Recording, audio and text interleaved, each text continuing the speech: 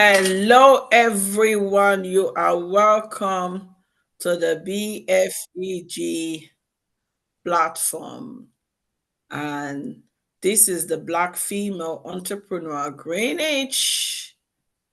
I would like to welcome you to the International Women's Day. I would say happy International Women's Day. I have here with me all my lovely guests that are joining me today to celebrate this amazing day. It has been a beautiful celebration. I am impressed with everything happening, and my day has been busy as usual. Busy. This is the BFEG platform. You can actually stream watch us from our YouTube page. You can watch us live on Facebook. You can watch us live on Twitter, and if possible, I think Instagram. If I'm not mistaken, we are all there, and just keep on watching and see what is happening today. I am here with some phenomenal women, some amazing women, full of talents, the brain and they call them the shaker, the mover, the pillar of some of amazing projects happening in Greenwich. And I don't know what your International Women's Day has been, but my highlight for today is actually going to a college to speak with some amazing young people, and also to top it up, to top it up on my way to my next workshop. The Uber driver that carried me to the was a woman, you know, and that was Oh, for me. It was just that amazing.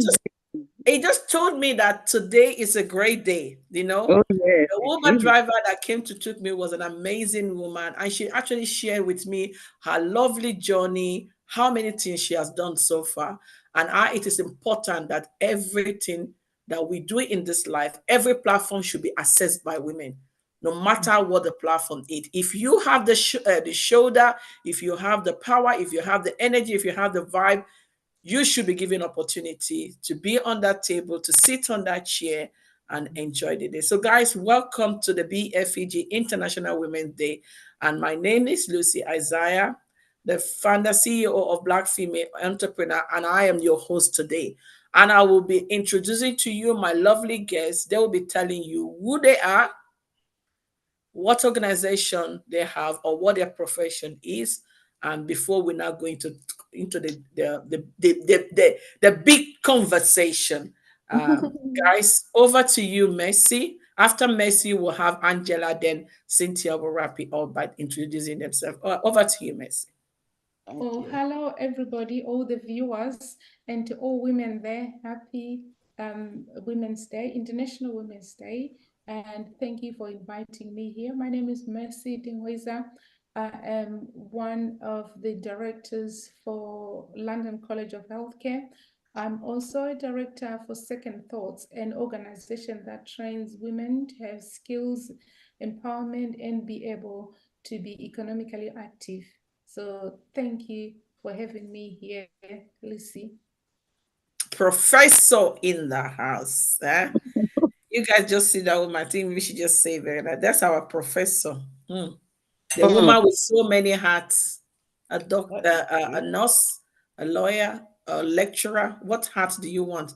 I'm looking for the next hat. I don't know what the next hat is going to be. I'm watching. I'm looking. Over to you, Angela. Good evening, the CEO, BFEG, in person of Madam Lucy Isaiah, my co-panelist, viewers. My name is Angela Jacobs. I'm the president of International Inner Week Club of Southeast London. It's a women organization in about 104 countries. And what we do is to empower women, service to mankind. I'm also a trainer, I'm an assessor in health and social care. So I have the privilege to be part of this celebration of International Women's Day organized by BFEG. Today, I applaud the indomitable spirit and remarkable contributions of women everywhere in the world, especially on the platform of Black female entrepreneur Greenwich. May we continue to champion and inspire hope by encouraging, empowering one another, and creating a world where every woman's voice is heard and valued. I would like to tell you that I'm meeting Lucy for the first time face to face, Oh, wow. and we've been talking on the phone, but today I'm seeing her one on one in real life. And by nature of the society that I belong to, our first line is to promote true friendship. When it comes to service, if you like call me midnight, I will answer the call. So I didn't hesitate when she said, will you be available to be part of this discussion? I said, why not? And I'm happy to be here. Thank you. Thank you. Thank you. You are a very remarkable woman. Like I say, this is why I talk about women supporting women, women in power, women in position of authority, just creating that awareness. We talk a lot on the with me. I talk a lot with people on the phone. We chat, and there's some people you talk with that your spirit just connects. And I think with you we connect very well. We have a good discussion, and I say to her, I'm coming to join her. I'm coming to join her in that platform, and I'm employing everyone to actually join it because it's a very beautiful event. It's a very beautiful organization that champion the voice of women through Rotra. I think you didn't say that word. Through Yeah, Rotra through Club. Rotary. Yeah, Rotary, through yeah. Rotary Because International. the Rotary International. Because when I was a young person, I used to be a member of the Rotary in school then. And I'm looking forward to be with it as a grown woman, as I can say. Well, you're welcome. And thanks for all your amazing work you've done through that organization. I think recently you were actually honored with a title. Um, you were honored with a title from your organization for the work you've done, and it was amazing seeing that effort you've put in. Because sometimes it is very challenging being a family person at the same time creating this time for the community. And if anyone that have done that, we need to raise our heart. Thank you, and I look forward to keep connecting with you. Over Thank to you. you, my Presido Cynthia in the house. Good evening. Thank you very much, Sister Lucy. Good evening, everybody. My name is Cynthia Wakibu. You started with Presido, but I think we are here on a different platform from Presido. Well, so Presido stems from me being the chairman of the Nigerian Catholic community in St. Peter's Parish in Woolwich. But that is beside the point. I'm a new kid on the block for this year because this is my first time of actually getting involved in any of these activities that you conduct and you arrange. I want to wish everybody it's successful so far because the day is far gone. Very good and happy International Women's Day. Oh, I yes. am one of the directors of Sexy Breather. It's an outfit put together. We are trying to build it up by 4 of us, and we are health professionals of different professions. We have nurses, social workers, mental health nurse, diabetic nurse specialist. I'm a physiotherapist myself. So we're trying to use that platform to create awareness as well, especially amongst our people, but for the general public. It could be health prevention talks or educating people, young people, our people who may not want to access what is presented to them, but we know where to catch them. Say in the church setting, for instance, you see them in meetings there, so we can take our education there to them so that we get them from where they actually congregate.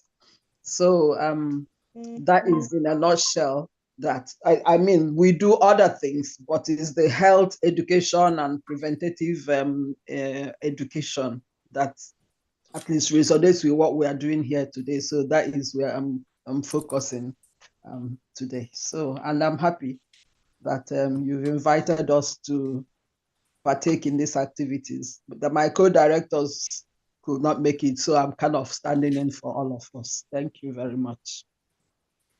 Thank you You're very welcome. much. Yeah. Thank you.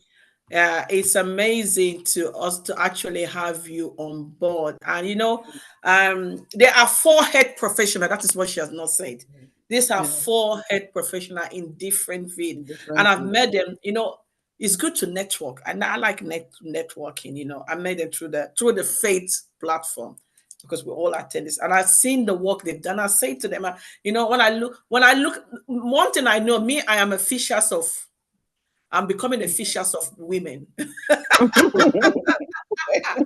what I like doing. When I see people, I identify the skill in them, and I say, you don't need to waste no time. Get this ball rolling. And I saw them, and I know they have something to offer to the community. And because I know there's something lacking in that area where you have health professional after they've tried to retire from their job, now using their skill and talent, set up a charity organization to support the community. Live experience, live experience is key when people run services. And Yeah. I think your organization will go far in the area that we are trying to pursue, and also pass on those messages to everyone, because health is wealth, Oh, and yes. it's very Oh, important. definitely. And just on time, I'm gonna go. Don't be surprised. Don't be surprised. That is how you do it. We are all here live with I call this one the Wakanda Mama. Eh? Eh? The Wakanda, the breaker of the Franco say the Franco. Hmm? Hmm? This is our sister from the Franco. Over to you, Nadine, just on time. And I hope you're strong. And our shout out to your mother-in-law. Shout out, shout out, shout out. Brave woman, brave woman. Shout out to her. Tell her we are sending her all our love, and with your husband too, sending them your love. Over to you. We are just down to introduction. Thank you, thank you, thank you. I honestly, I was actually shocked that I pressed something in my face. It is a great pleasure. I really wanted to sit back and not do anything today because I wanted to respect the situation where I am. But I'm sure my mother-in-law has always pushed me to be the woman that I am. I want to greet every woman tonight and say Happy Women's Day. I would have loved this to be better. I would have wanted myself to be ready to be in the UK and have this done, but I'm in Norway looking after my father-in-law sitting there. He's watching TV. What can I say, Lucy? Thank you. Thank you for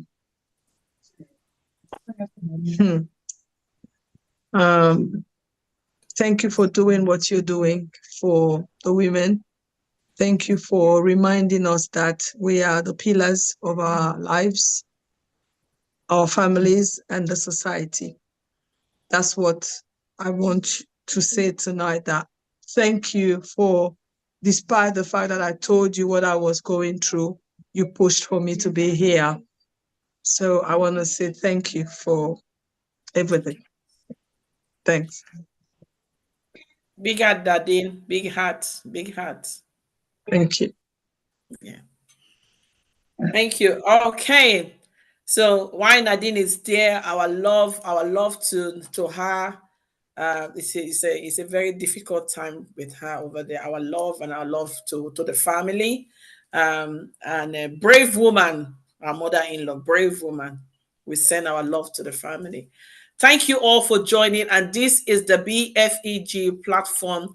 Like we say, today is International Women Day, and we're going to kick this start of what International Women Day mean to you all. what is International Women's Day? I understand Sunday. Sunday is Mother's Day, is it? Am I getting it right? Yeah, yeah. So I'll just go all to my panel girls. What is International Women's Day, and what should it mean to every other person? What it mean to you, and what should it mean to every other person out there? And I will come to Cynthia from Okay. Thank you again. Well, International Women's Day, it's already clear from the name. I think the United Nations, just with every other person that walks the face of the earth, recognized the importance of women. Even from creation, when God created man and everything he created, he couldn't rest really until he created woman.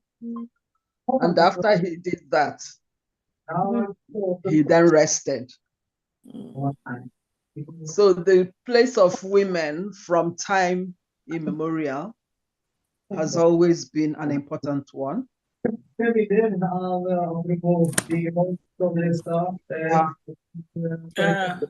Somebody should mute with Yeah, noise. mute. It's coming from.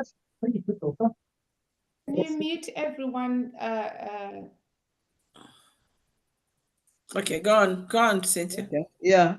So I mean, what is it? You give a woman one thing, the woman multiplies it. I'm not going to specify things, but you give her a house, it becomes a home. You know, you give her one thing, you now have children, population, society.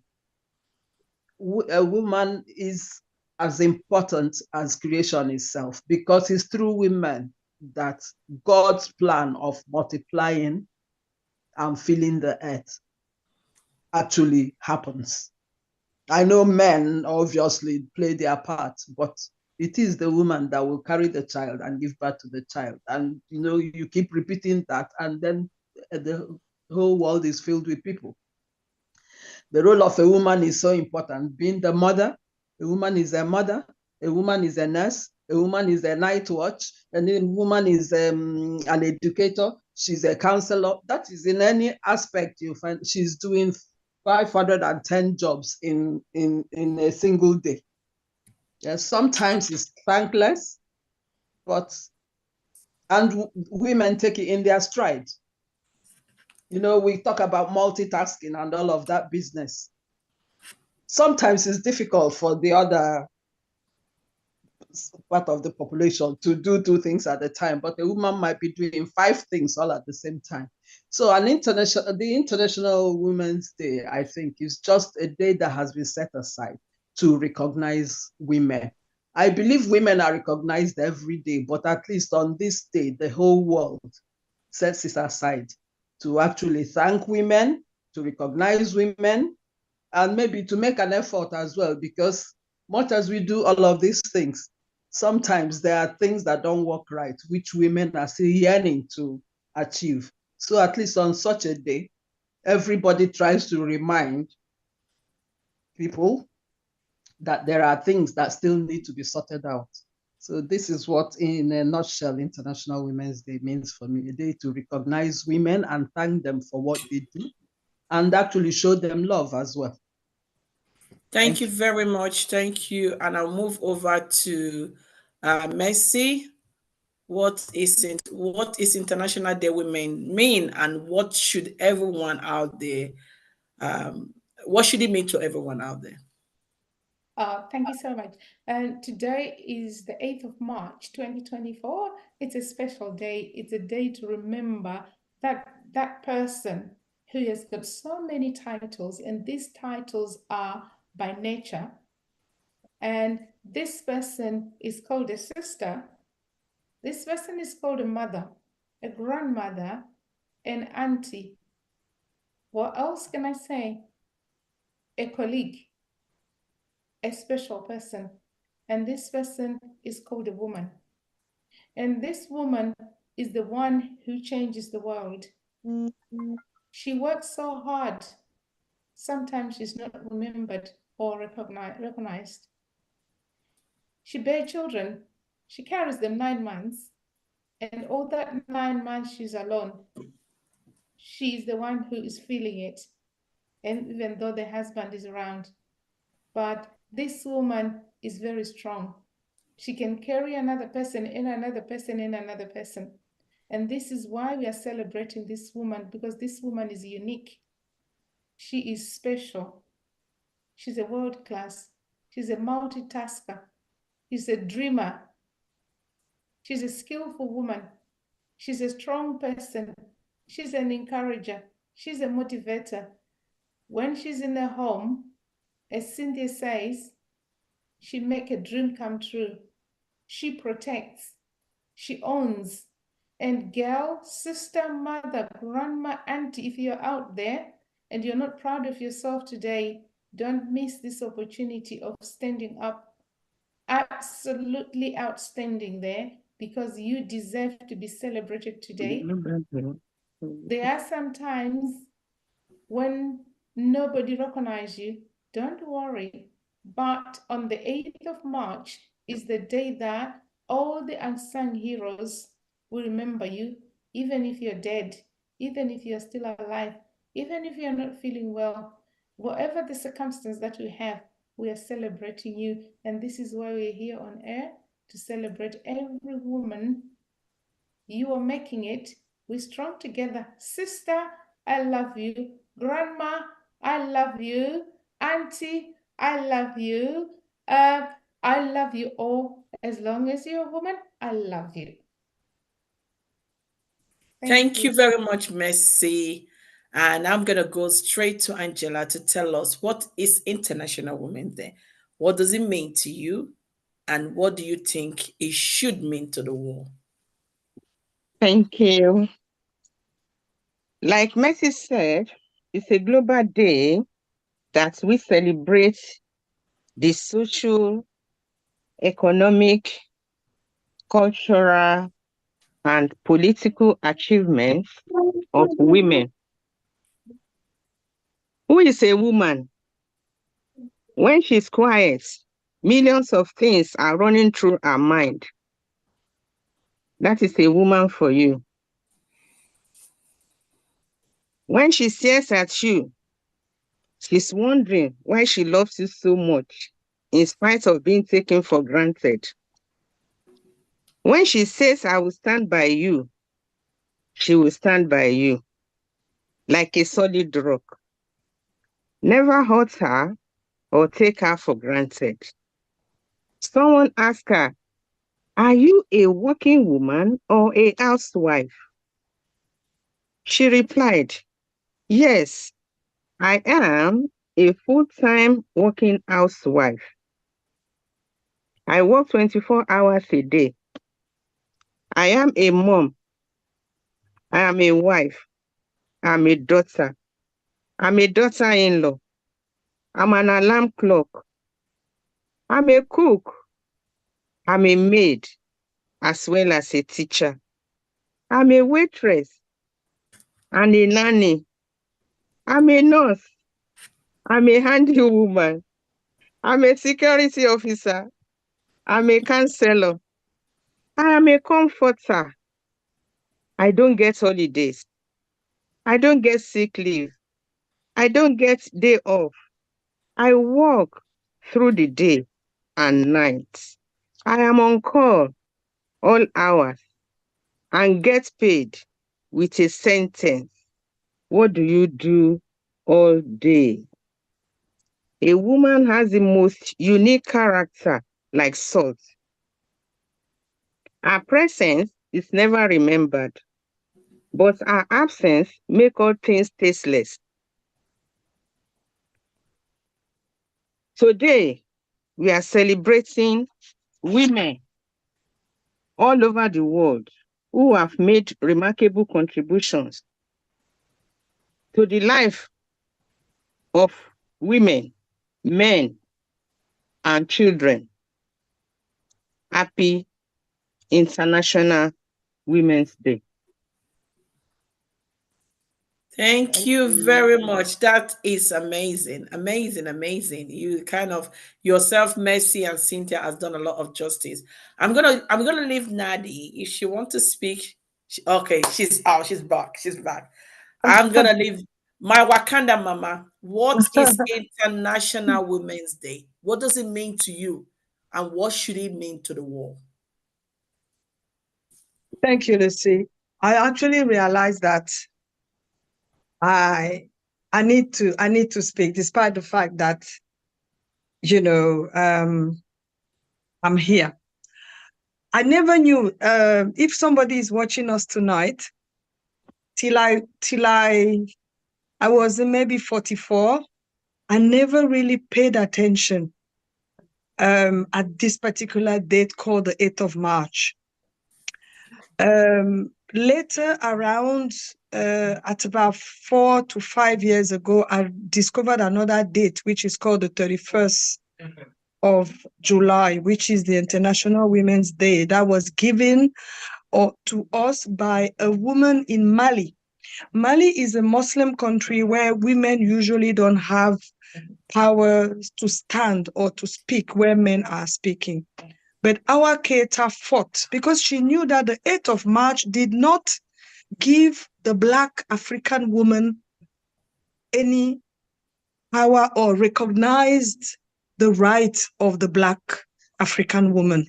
The International Day, which is today, is to celebrate all women, is to give the Black, the white, the yellow, every woman, kind of give them the power to vote, the power to have a job and this and that. I want to celebrate my mother-in-law today through the 8th of March with all the attributes that I heard already. This woman was given 48 hours and she's still here. Why? Because as a mother, as a wife, as a grandmother, she has not found nobody to replace her. That's the woman.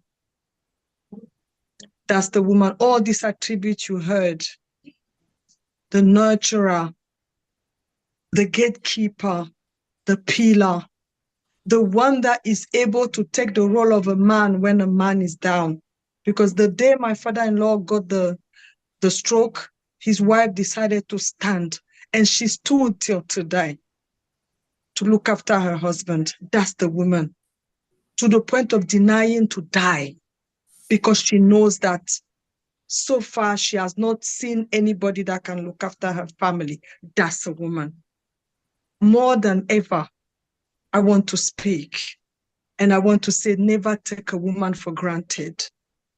She even have the power to live as long as she knows that nobody can be there for her children. She has defined, how do we call it in English? In French, they say, elle a défié la science. A woman can do that. I want to tell you a little story before I hand it to somebody. I heard somebody speaking on Facebook. He said that one day he met a Bayam Selam woman. This Bayam Selam was selling mangoes, fresh mangoes. To the first mangoes, she said it is £5. To the second one, she said it was £6. To the third, she said it was £7. The gentleman that was with the man who was telling the story said that, can you give me the £5 one for £4? And his friend told him, never do that again. You see this woman, she woke up at dawn and went to the market to get these mangoes. Maybe this £1 you're taking from her is the only £1 she has to take home later to feed her children. She's not giving you this price because she's stealing from you. She's giving you this price because that is the only profit that she has to take home. I want to celebrate the Bayam Selam women in the market in Africa. Those women who are standing there and have unbelievable strength and courage and hope. She's sitting in front of rotten tomatoes. She's sitting in front of rotten peppers. Who is going to come and buy? And the next day she wakes up again and she goes again and she continues to hope. I want to celebrate those mamas that are sitting in each corners in Africa today and feeding people. That is sometimes the only food that some people can get. The day that mama is not there to sell that food, that person cannot have a cooked meal. I want to celebrate her because sometimes some hungry children who are homeless and are street children can benefit from the leftovers of those who came to buy the food, and then they can maybe wash the plate and eat a little bit of the leftovers. That's the woman of the 8th of March. Not the one that wears heels and smells nice. Not the one that carries all the designer bags. Not the one that has the power to purchase. Let's celebrate that one who does not know how to pay a rent, who does not know where to get water the next day. The one in the village who goes and she believed on the crop. She believed that, oh, this grain that I put down will come up and I could feed my family, or I could have a pound or a penny from it. That is the woman that we should celebrate today. Thank you. Thank you very much, my Wakanda mama. Thank you. And I will cry. I said International Women's Day for me, like I always say, it's for those women that you all have named them, hide under the platform of women, but they are not being seen. They are called women, but nobody actually recognizes the efforts they do every day. The effort they put in, those that platform is not giving to them, those that have worked so hard to be educated, and they cannot get a job that actually suits their portfolio. Those that could not have the opportunity to go to school, like Nadia said, back in Africa, a lot of them out there that they didn't have the opportunity to walk the walk. Some of us have walked, but they did everything possible to what every other women have done, but still not being recognized, not being seen, not being classified as women, not being seen as to be celebrated. Those are our International Women's Day. Those are the women that needed a platform. I want to thank you all for actually putting your word together. And we're going to dive in straight into the topic for today. The topic for today that is actually eaching every one of us, talking about what International Women's Day. And I'm going to start with because they say I like health is wealth. Health is wealth. And I want to give everybody 2 minutes to talk about as we celebrate International Women's Day, as we talk about International Women's Day, a lot of us as women, some of us, we are lucky, we have access to good health. Some of us, we're lucky, even some of us still in this country still struggle to access health, still struggle to access just even the health information. We will come down to the privatization of information, health information, where people can actually explain to you. You're going through certain thing, you're having certain issue. Somebody can actually explain to you how to get the right treatment, how to access proper health care. Going through the trauma of not having good health, how does that actually affect a woman? And if we have opportunity to have good health, how can that actually improve our life? The importance of healthcare. I want to take 2 minutes to summarize it for women, and also for women that want to go into the health industry. Because I know a lot of you here are in the health industry, people like Mercy And Cynthia, I will be coming to you too, but I'll just sum it up now with everyone, 2 minutes. How health, the privatization of good health system, how has that affected women, in your own words? Over to you, and I'm going to go with Angela. Okay, thank you. As it is rightly said, health is wealth. And to create opportunities for women and girls, we have to invest in health, in their health and well-being. And this requires adequate investments in health overall. As we know, much of the burden of caring for the sick or older family members fall on women and girls because we are naturally caring. Women and girls perform most of the unpaid work in household. They spend 2 to 5 times more each day doing such work when compared to men. But with this effort, when they get sick, do they receive good medical facilities? We need to accelerate progress towards gender equality and health for all. Because some of us that are here, let's start from back home.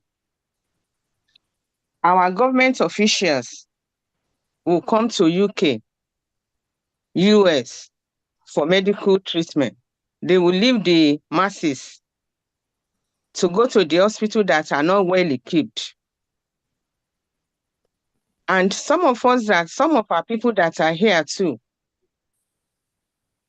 they are afraid to go to the hospital for one reason or the other. And that is why a platform like Black Female Entrepreneur Greenwich is helping and creating awareness and supporting people to access the right medical facilities. Some, due to religious belief, they don't want to take blood transfusion, they don't want to take tablets, and then they are killing themselves gradually. So we need to reach out to those people. And some people go into denial when they have underlying problem. Instead of going straight to the hospital, they have access, but they prefer to go to church. Church is not a place you go when you have underlying problems. So this area, we still need to create more awareness and let our people know that you see, God that created us gave the people who are in medical profession that knowledge and wisdom. And so we need to attend to our health.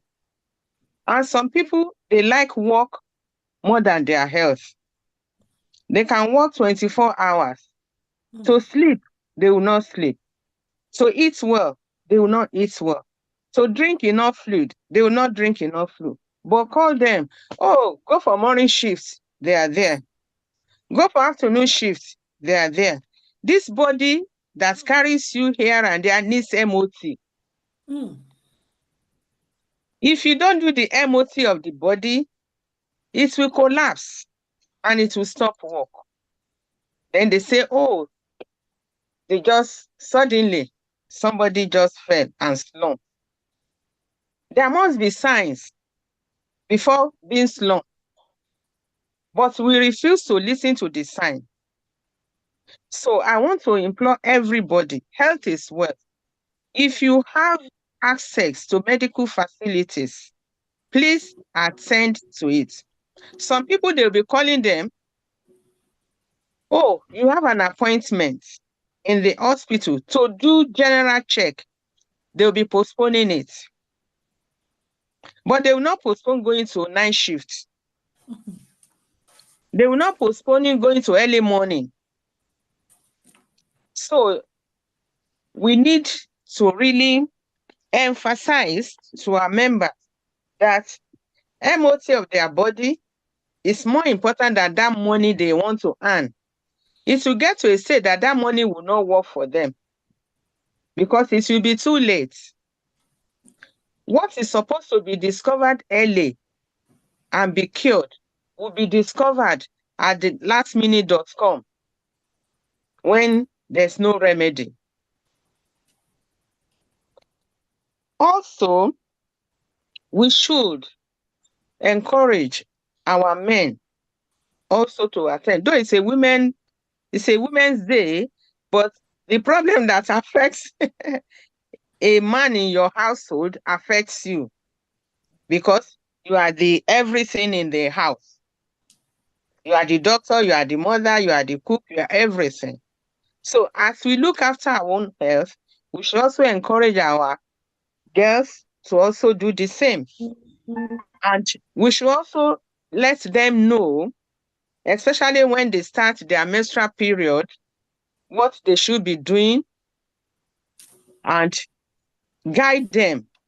I know many of them now get a lot of information online, but we still need to play our part as a mother. We should look after our health, look after the health of everybody around us. Thank you. Thank you very much. And that is a good summer, actually putting the girl child agenda in part of our health discussion.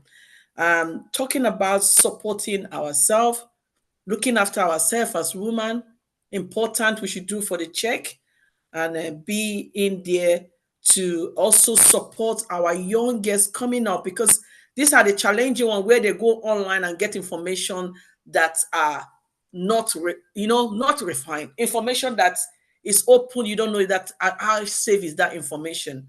We should try and run workshop as we celebrate International Women's Day, not just for women. Remember those girls that we are seeing, those young ones that will come out to become women. And if we do not support them well with good health information, support them in every area of their development, in terms of hygiene, in terms of looking after their body, in terms of for them to experience as they grow older to become a full-blown woman, we will have ourselves to blame. Thank you very much, Angela, for breathing. Mercy, I will go on to you, and I want you to look it from the government point of angle, from the health system, from the from the medical system point of view. I want you to channel your energy on that side. Over to you, Mercy. You're mute. Okay, thank you, Lucy. I'm going to look at the developmental stages of a woman. So it might be, I'll try not to be too technical. When we say developmental stages of a woman, is that we are trying to see when a she is born. So a she is born with different organs that are completely different to the opposite side. And this is why we've got a negative side and opposite side. So an opposite side is, which is a woman. So when a woman, the organization of a woman, it comprises of different parts. And as the child grows, the she grows, these organs, there are certain hormones that are inside she, and in the stages of developing, those organs are going to manifest themselves, and we are starting to see things. So if you're a mother, an auntie, or a sister, and you've got a younger one, anyone who's younger than you, and you see them developing. When I was younger, I lived in a community where I got support from aunties, sisters, and those who were around me who had already experienced that kind of stage. So you have a child, and that child, the she is growing up. So it is the community, it is the society, it is the mother, it is the auntie that actually see the changes in that child. So the she is going to change. They're going to have the pheromones are going to throw out, and they're going to have a certain smell that is coming out from a she. And this is a message that is being sent that I am growing up from a being girl from a child into puberty, where they are starting to grow a little balls on their chest, and there is a smell that is coming out of, which is the pheromones, the hormone that is coming out. And when this happens, that she is growing up, is shooting up. This is the developmental stage of a woman. Now, when this thing starts, you find that there are challenges that we are going to face when the she is growing, which means that the hormones are all over the place. They are starting to settle in the body, trying to define this person and this she to become the. And now, when they get to that stage, at this stage, they are going to be like some people, their hormones are actually telling them that your body can do this, and they are fighting with their brains because our body grows, it connects with the outside, and the inside is what we call homeostasis, which is the internal feeling and mechanism of the body. And now, when that happens, the outside, which is the external, it reacts. So this is when we say, oh, this girl, she is something else. Oh, this girl's very naughty. They are actually responding from the internal, what is actually happening inside their body. So when they will come to a stage again, that stage they will be productive. And that's when we are going to look at the reproductive organs, which were given to the she, that she is capable of reproducing another human being. And the fact that they can reproduce, which makes a she very vulnerable when they come to a stage where they are menstruating, which means their body is actually giving out. They have got, because they have to produce, so they have the eggs that are inside them. And these eggs have to be hatched, and they can mature. When they mature, if nothing happens, they come out. And this is one when we see the girls, she is bleeding and she is going through menstrual period. And this menstrual period, they go as a cycle. So we need to have education in understanding this so that she knows her body. That is the most important thing, is she must know her body. For she to know her body, she must understand the reproductive system and the human body parts that constitute the whole body. So when it comes to, maybe we haven't got enough time like that, but when we have time next time, we could start from the beginning, how the actual human being, how you and me started. So when they get to the stage, this is what we call the reproductive stage, where they can have children. So they will go through that stage, that developmental stage, where they're going to have children, they are producing, and there is also going to come a stage when they are menstruating, their hormones are also playing about. They can be very temperamental, or some people, they are not feeling well, they're easily irritated. Why? Because the mechanism of the human body is actually fighting inside, and the eggs are there and they're not being fertilized, they're not connecting, they're not going anywhere, so they're getting wasted, and body temperature, headaches, and all of that. You find that she suffers for that. And she will suffer for that for the certain period, which is childbearing period, where they are having children. And then when it comes, they are also going to have another challenge when they have to come to an end of being productive. When they're coming to an age of being productive, which means the body is going to shut down, the hormones are going to be all over the place, because the body is actually telling you that I am tired and I need a rest. The reproductive system is now shutting down. So now, when that shuts down, that blood is not coming out. They're not going to be menstruating. And this is what we call the period of, we start with the pre-menopause, when they are bleeding heavily. And then after that, they start getting worried. What is happening? And then for that period, then it will stop. And then they're going into their menopause. So it will be erratic for almost a year. And then after that year, then it stops. If it continues after the year of not come and come again, then we have a problem. And endometriosis, where they're probably bleeding inside from the womb, and they can bleed profusely. So what we have to understand here, a lot of people, they suffer menopause a lot because nobody has prepared them. Nobody has talked to them. Believe me or not, menopause can be so painful. You see, they want air, they're opening the doors, wherever they feel hot. Why? Because the body, homeostasis again, inside, the internal inside is now reacting. When it is reacting, and the body is, the external is now receiving it and is now coming out.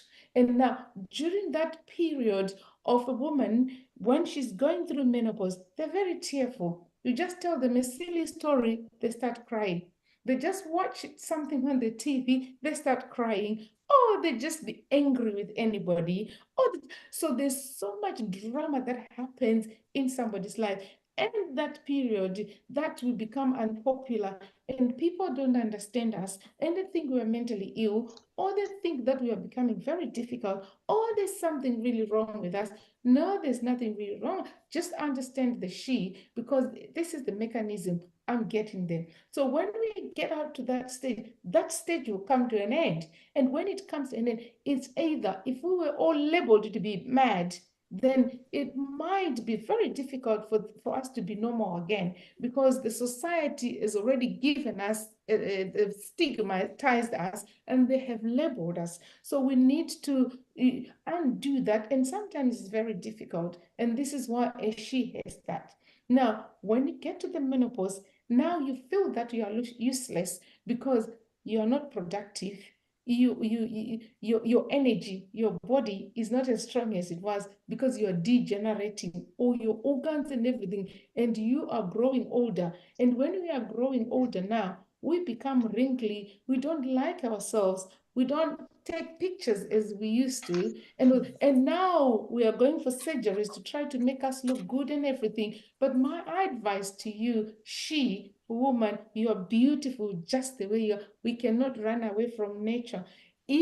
My advice is that make sure that you keep your friends that you grew up with, so that you compare yourself with them, and that will put a smile on your face, and then you're growing together. Please, when you see a she, give them a comment. Even though you see there's something wrong, say something nice. When you say something to another she, you are lifting them up. Now we become elderly. When we become elderly, we are very vulnerable, because we can't do anything. And we always believe that those are the ones that do better than we do. Now, when we look at the health system, our NHS, it is your responsibility as a woman to make sure that you get your MOT, understand your body, read about it, and know every stage of your life, so that if you need to get help, you need to get help. But the most important thing, sister, meet with other sister, meet with auntie, meet with grandma, talk about these things. It does help. And sometimes it gets into our head and we become mentally ill, or we just get labeled as mental health illness that we have and things like that. On top of that, we need to understand that as we grow older, there are some illnesses that catch up with you: diabetes, high blood pressure, high cholesterol. These are some of the common illnesses that will catch up with us. So you cannot run away from it, but the only thing that you need to do is look after yourself.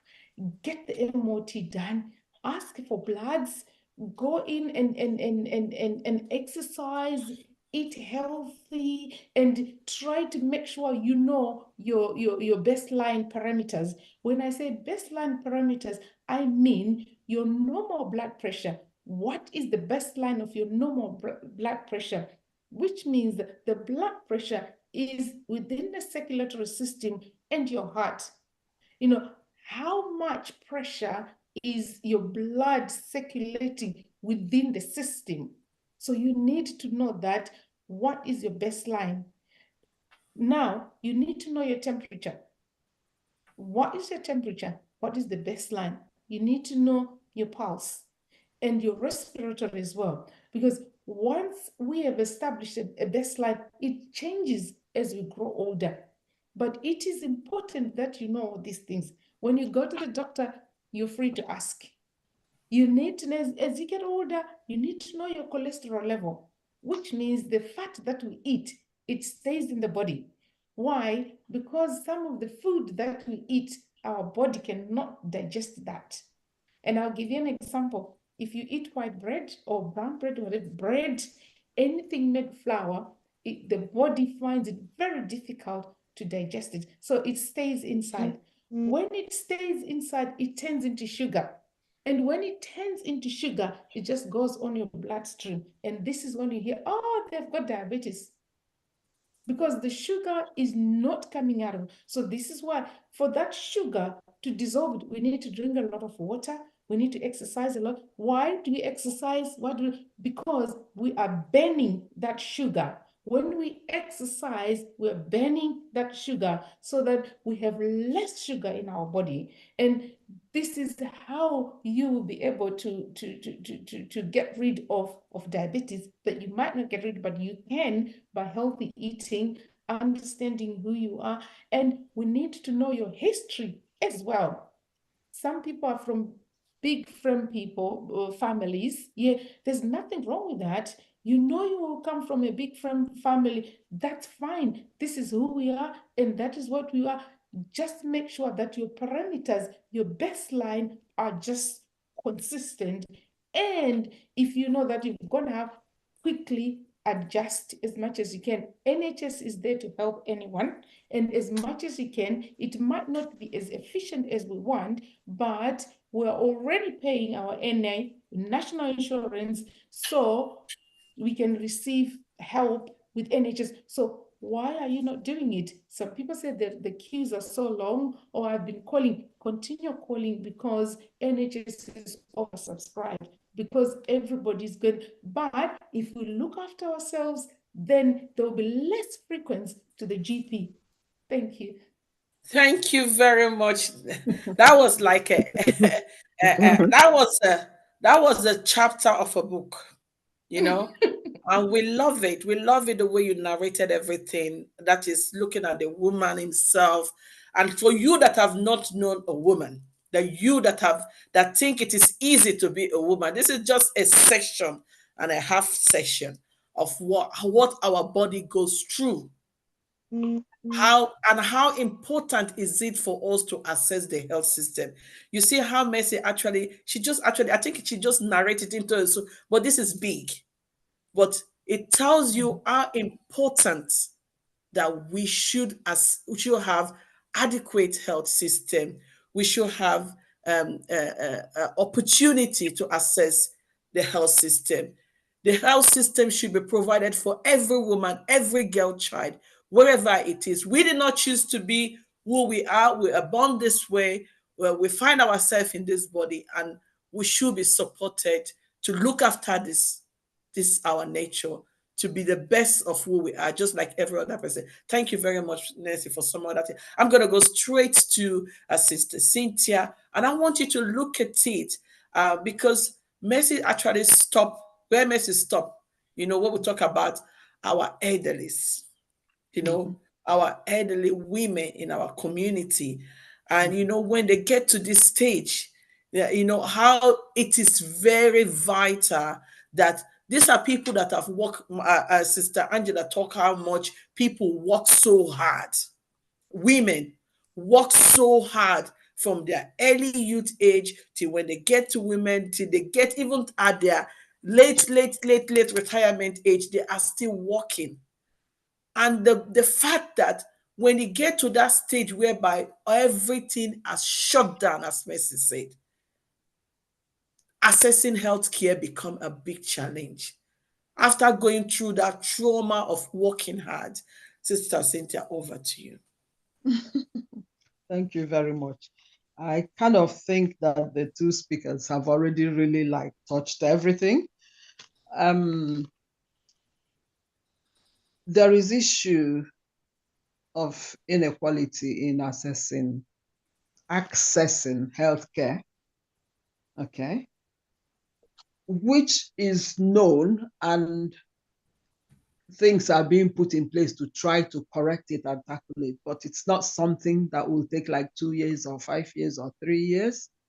So the onus kind of falls on us to actually seek. You need the doctor, make an effort to go find a doctor, go to the doctor. All of us are registered with a GP. Our sister that just spoke kind of mentioned it. Yeah. What I want to advise is, our people often, you have an appointment. How we are brought up was with the mindset the doctors or the health worker knows it, or whatever they say, that is fine. We take it like that. Okay? But the world has moved on, especially in this climate that we find ourselves. This is a place where you are free to question. If somebody says, take aspirin for this thing, you say, why should I take aspirin? They will explain to you why you need to take aspirin, what aspirin should do for you. Okay? I also noticed that our people go to see the doctor or the healthcare personnel, and that person spends whatever amount of time you have for the consultation, giving advice, this. The person comes by and says, what did the doctor say? I don't know. I don't remember. Which medicine did they give you? What is the name? Oh, I don't know. That kind of thing, that doesn't help as well, both for the adults or the older people, younger ones. Obviously, younger ones will go with an adult with them anyway. Okay. So I think it is good to access these things, keep to your appointments. When you get there, or if you're going and you think you will not remember, you can actually take a note and jot things down, names of things or whatever, or that they've told you this advice. Just tell the person, please, I need to write this down because I'll forget. Or you take somebody along with you, somebody you trust, who will remember. Okay, so that is one aspect of it. Now, coming back to our older adults. Yes, our sister has just mentioned the various illnesses as we age and the body system. Well, shutting down is a bit too drastic, but I'll just say that things begin to deteriorate, and that waits for everybody. You have arthritis, the joints are painful, and all of that business. Moving about is key. Somebody mentioned exercise. And it is not like when you have to go to the gym for it. You sit watching telly or something, after about 20, 30 minutes, get up, walk to the kitchen, come back, walk to the room, come back, go around the block if you can. Yeah, it all helps, it all adds up. Stand, wash the plate in the sink. All those little things add up at the end of the day. They also need to look at what they eat. Our nutrition and our food is always heavy, starchy. Our sister mentioned that carbohydrates. There is something called, the normal nutrition plate. There should be vegetable, there should be protein, there should be carbohydrate. So that all these things, but we know we eat yam in the morning, rice in the afternoon, maybe gari or something else in the evening. It is all carbohydrates.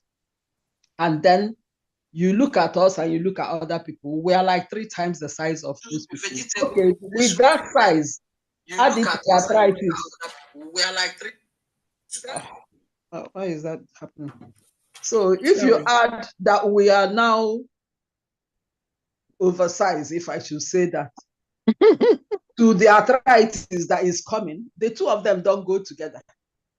Okay, so we should start watching, especially as we are growing older. We start reducing the amount of carbohydrate we take. Nobody said don't take carbohydrate, because every one of them has a function in the body's nutrition. But at least we try to reduce and try to eat more vegetables, more fruits, and that helps. It helps for the system in the older adults as well. They just like our sister said, everything is shutting down. Even your what we call alimentary canal, which is where the food you've eaten in your mouth, how it finally goes out into the toilet from there, that one is also slowing down. Everything becomes sluggish. So you see that most of these are adults. They get constipated easily. So they need to keep drinking water, hydrating themselves, eating foods with fiber again, so that it's easier for them to go to get rid of the waste product.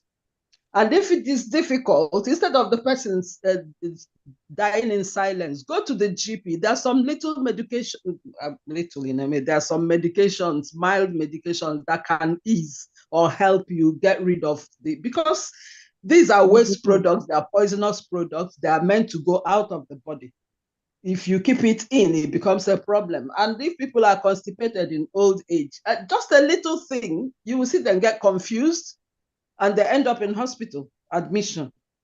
But if we know how to prevent these things, like these few things that I'm mentioning, it will help on the long run. Our sister has mentioned about blood pressure, diabetes, and all. Avail the health services that are there, because they are really there. And if inequality is there is a link between low income group, certain geographical spread, and if we know that we find ourselves in this kind of places, we shouldn't wait and for manna to fall down from heaven. We should go looking for the manna, go access what is there, because the healthcare provision is actually there, but it is for us to do our own. Somebody mentioned that people have appointments and they keep putting it off. That's not the way, because on the long run, it is to your own benefit, and that people will work and work and work and work and work and not look after themselves. And then by the time they remember to go, whatever is happening is now worse or is difficult to tackle and things like that. So those are the things. I also want to mention smoking, especially within our younger generations. These days is now vaping, which is a new thing. We should keep our eyes open just to make sure that our young children are not really getting involved in these activities, because smoking is not good for anybody. It's not just about causing lung cancer or something. It affects just about every system in the body. If you're having cancer, it makes it worse. If you have a wound, it makes it worse. Diabetes makes it worse. Healing, it makes it worse. So I don't see the benefit of it other than maybe it's peer pressure. So we should keep an eye open. And the vaping now that has become the fad, nobody knows the effect it will have in a few years' time, because it's a new thing. The people have not researched it. So these are the kind of things we should keep our eyes open and watch. The other thing about our younger ones, anywhere you see them, they're on their phone, they are bent down. In the future, they're all going to have arthritis of the neck, very, very severe one. That is one. So keep correcting them, even though they don't listen. Sometimes they actually hear. You please sit up or throw your head back for a few seconds while you're doing that. It's not all the time down. And when people keep their face down, they're looking at their phones and things, perpetually your posture is wrong. You need to look up, look where you're going. you see the world in front of you. You open up your chest wall, you're breathing better. The more oxygen you get in, the more it circulates around your body, the healthier you are. Okay. And you can see our older people, it's all about posture. And we Africans, especially the women, there is a kind of posture we have where, it's like the bottom is shooting out, but it is our makeup. But it's also left to us sometimes to really like move that area of our body so that it's not stiff in one place. Because with that stiffness, later we'll start talking about low back pain and all of that business. So these are the few things I will want to talk about. But again, about children always facing down. People attack people. If you're facing down, you wouldn't even see somebody coming in front of you. But if you're looking up and looking where you're going, you can even see somebody from a distance and kind of, well, this person doesn't look right. Should I cross to the other side of the road? Mm-hmm. And safety. So although you're improving your posture, you're doing it, but that's also a safety thing. Okay, so those are the few things. I've talked about food, Thank you hygiene very as well. much. Yeah. So thank you. Thank you very. You see, I was adjusting my neck when you said that. I was doing the same Yeah. thing too. So it's neck. And from time to time, actually, you look up a bit, you look down, you look to the side, you Okay. look to the other side, and things. Because And because then, you said that now we need to carry this exercise because Sister Cynthia is a physiotherapy. So while we are sitting down in this and we're ready, you tell us what we can do at this moment. Take 2 minutes. Tell us what to do. yes. You see what Okay. you're doing now. Like in primary school, we have this exercise where we take our shoulders up, down, Yes. up, down, forwards, backwards, then we roll round and round. It is a very good exercise to keep doing every day. Okay, so because that helps our posture, especially because our audience are watching. Some people are sending chest. people are sending me message on the Facebook. So we give you 2 minutes. Tell us what exercise we should do for our neck, because a lot of us do that phone business. So what exercise can we do for our neck, shoulder, and now 2 minutes? First one. So I am looking forwards now. Okay, then I bend my chin, touching my chest. If you have pain, just do it short of where your pain is. And as you keep practicing, you will notice that the pain might ease off. So you do that and then you bring it back upright. Okay, you can look up and then you bring it back. So all of this, like 3 seconds, you stay 1, 2, 3 and you come back. Then you turn to the right, as in trying to look over your shoulder. And then you bring your head back again to the center. Okay? And the same thing, you look to the left and then you bring it back to the center. Okay?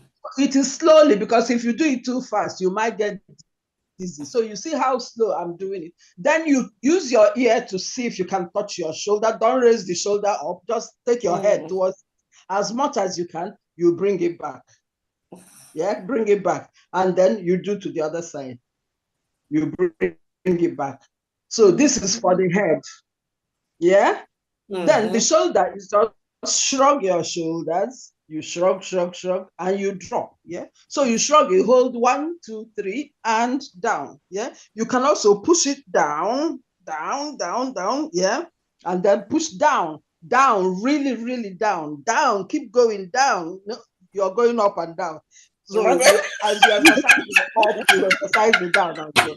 Now roll your shoulders forward, roll forwards. Can you see me? Roll backwards like soldier. Then roll forwards. Okay.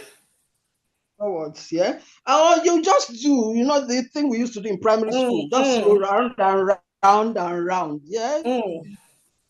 You do in one direction, you do in the other direction. And that's it for at least your neck and shoulders. Okay? I'm telling you, So I feel the relax. I really feel the realization. What about for those of us that use our finger? all the Uh-huh. time on the phone. What is the exercise for that? Well, already you are exercising yourself by using your fingers. But if you have pain or something, then it will be a different thing. Because too much of everything is not good. If Bad. you're using it, but there's nothing wrong with it, then that's fine. It is only when you now say that you're having aches and pains in your forearm or wrist or something, then you will be seeking intervention for it. Okay. But the most Thank you. important thing, Thank you very much Thank for you that. so another much. one for our older ones, let me just add in, which is really very important, is getting up from the chair. That is, you're sitting, you just stand. Even if you have to push yourself Stand up up. and sit on a chair Mm-hmm. where I would say you sit in 90 degrees, your knees, your leg is 90 degrees too. So it's not like you're sitting, your knees are riding up, which means that chair is low for you, especially the older ones. Because if the chair is too low, the toilet is too low, they struggle to get up from it. So it should be of a height, like, the dining room chair. That is the normal Yes. height of chair. Mhm. Yeah. And then you keep practicing. Just slowly stand up, slowly sit down. Slowly stand up, do 5 if you can do 5. If you can't do 5, do 3. You keep doing it until you're able to do 5. If you're able to do 5, you increase to 10. And just make sure every day you do that a few times. It helps keep the legs strong, so that walking is not as difficult as it gets when people don't know what to do. So that is another very important one for people to do every day. Sit to stand, sit to stand. If you can't stand without holding the chair, hold the arm of the chair, do it slowly, and then Slowly. you sit back down. Okay?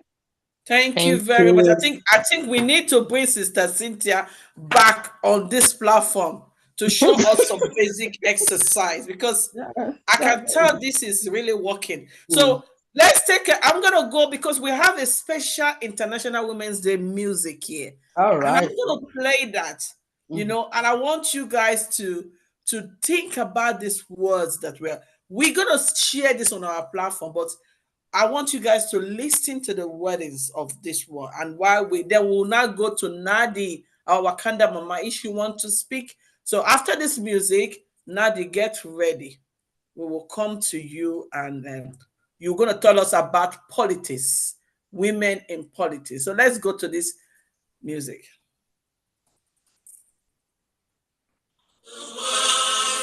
Women are longing to be free, no longer in the shadows,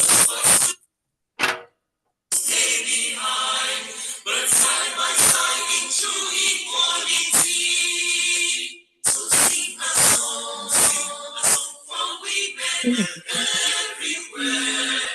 Let it ring around the world and never, never cease. So sing a song for women everywhere.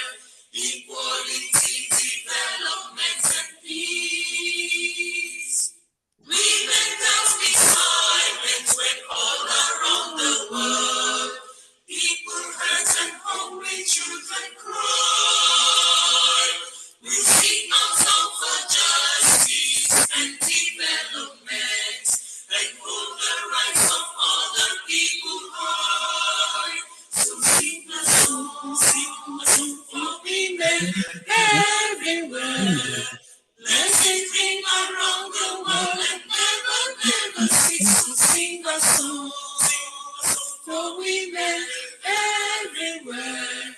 Equality, development, and peace.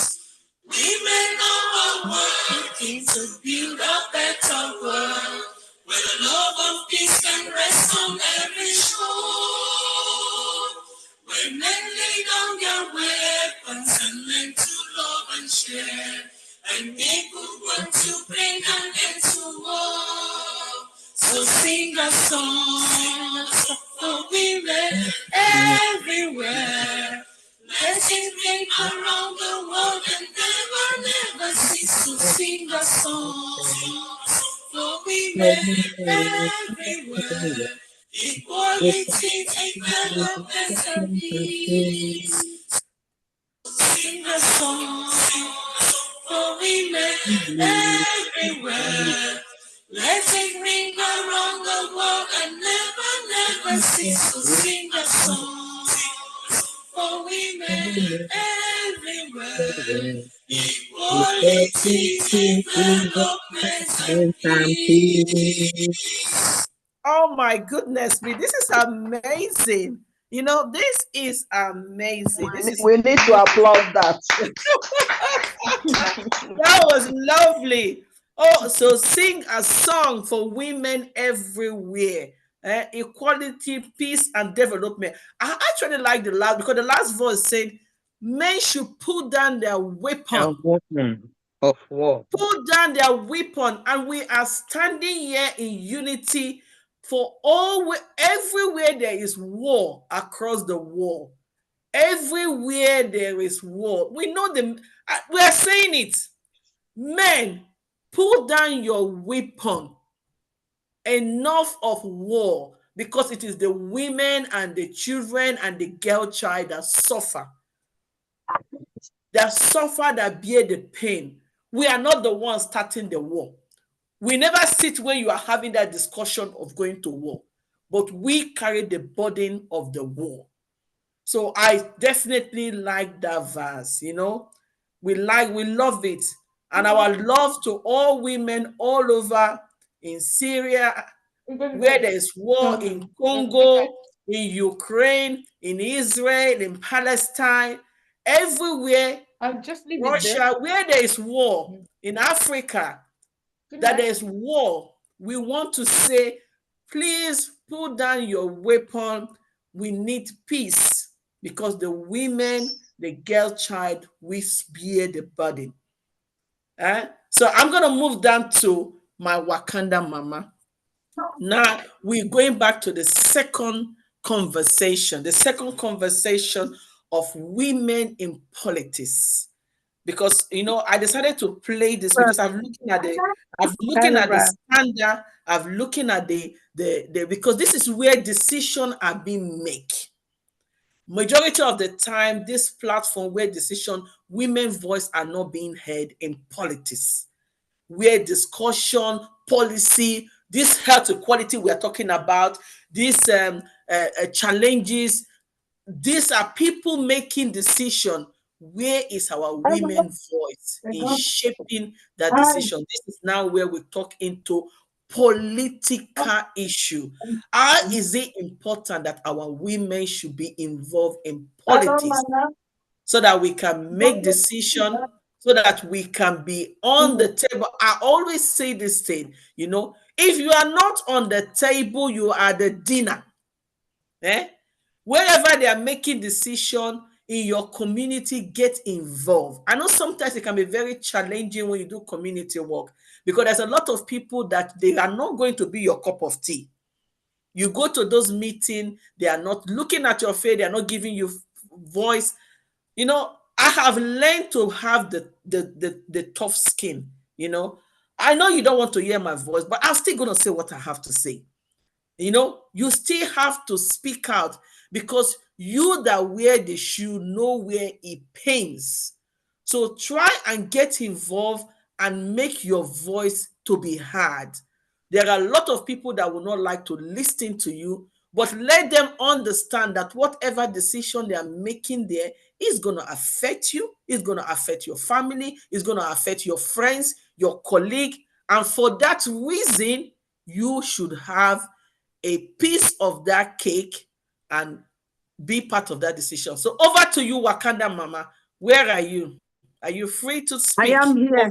Yes, I'm actually a nurse here, so I need to make sure that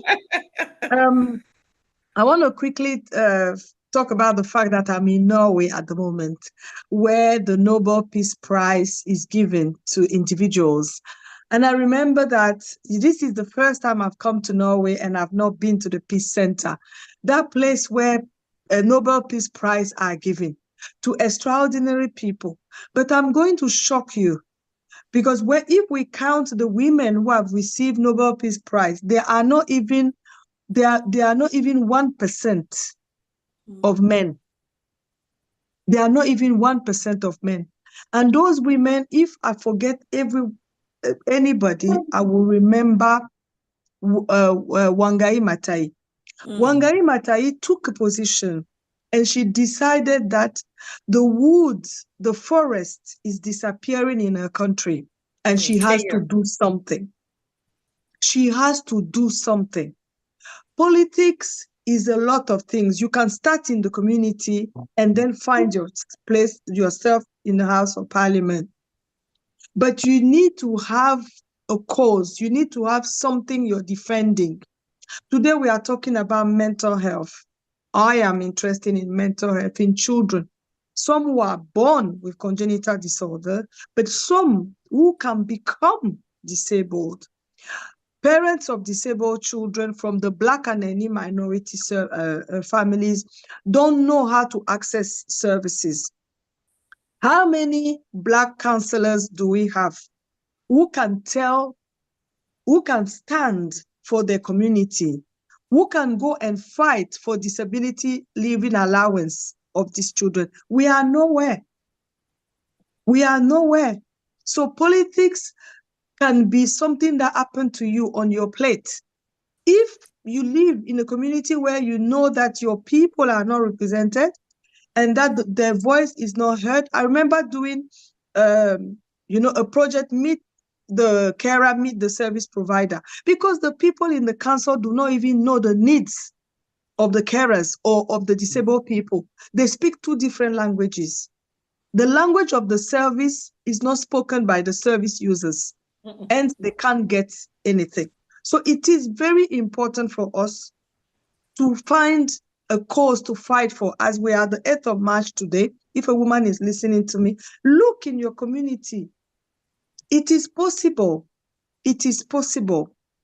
We need to be consistent. We need to be women of, we really, really, really need to have plans in our minds and know that our words, our actions, let's not go there because we don't have papers and we think that, oh, if I am in a political party, maybe I'll get my paper or maybe I'll get extra money. No, let's really go there because we want to change things, because your vote, because your action, because your project will help your community, will help a child. So many children that are misbehaving out there, they don't misbehave because they are bad. It is an undiscovered disability. They can have autism, they can have ADHD. It is not discovered. Why? Because the mother doesn't know. She doesn't go to the GP. She's scared. In her language, when she comes from Africa or wherever, in her language, there's no something called autism. And I also want to say that there is not a word called menopause for Black women. In my language, there is not a word saying menopause. So women need to go into politics for many, many, many, many reasons. If you have a child, if you have a friend with a child with anything, think that it is your problem and fight for it. And I say, being in Oslo today, I say to anybody, women are so few. So let's stand, do something for us, maybe not to be Nobel Peace Prize, but to be recognized one day because of our activities. Thank you. Thank you very much, Nadine. You just spell it out. You know what? Myself and Nadine, we are myself, Nadine, Cynthia, Mercy. I believe we are all in politics here. We get involved. That is the key. Angela, I believe you are in politics. I believe so. If you are not there, we are recruiting you today to join us in this political game. You see, Nadia, actually, it's not about you going. Yes, if you want to be a counselor, good and fine. You know, we want what Nadine just spelled out is going there to have your voice to change decision making.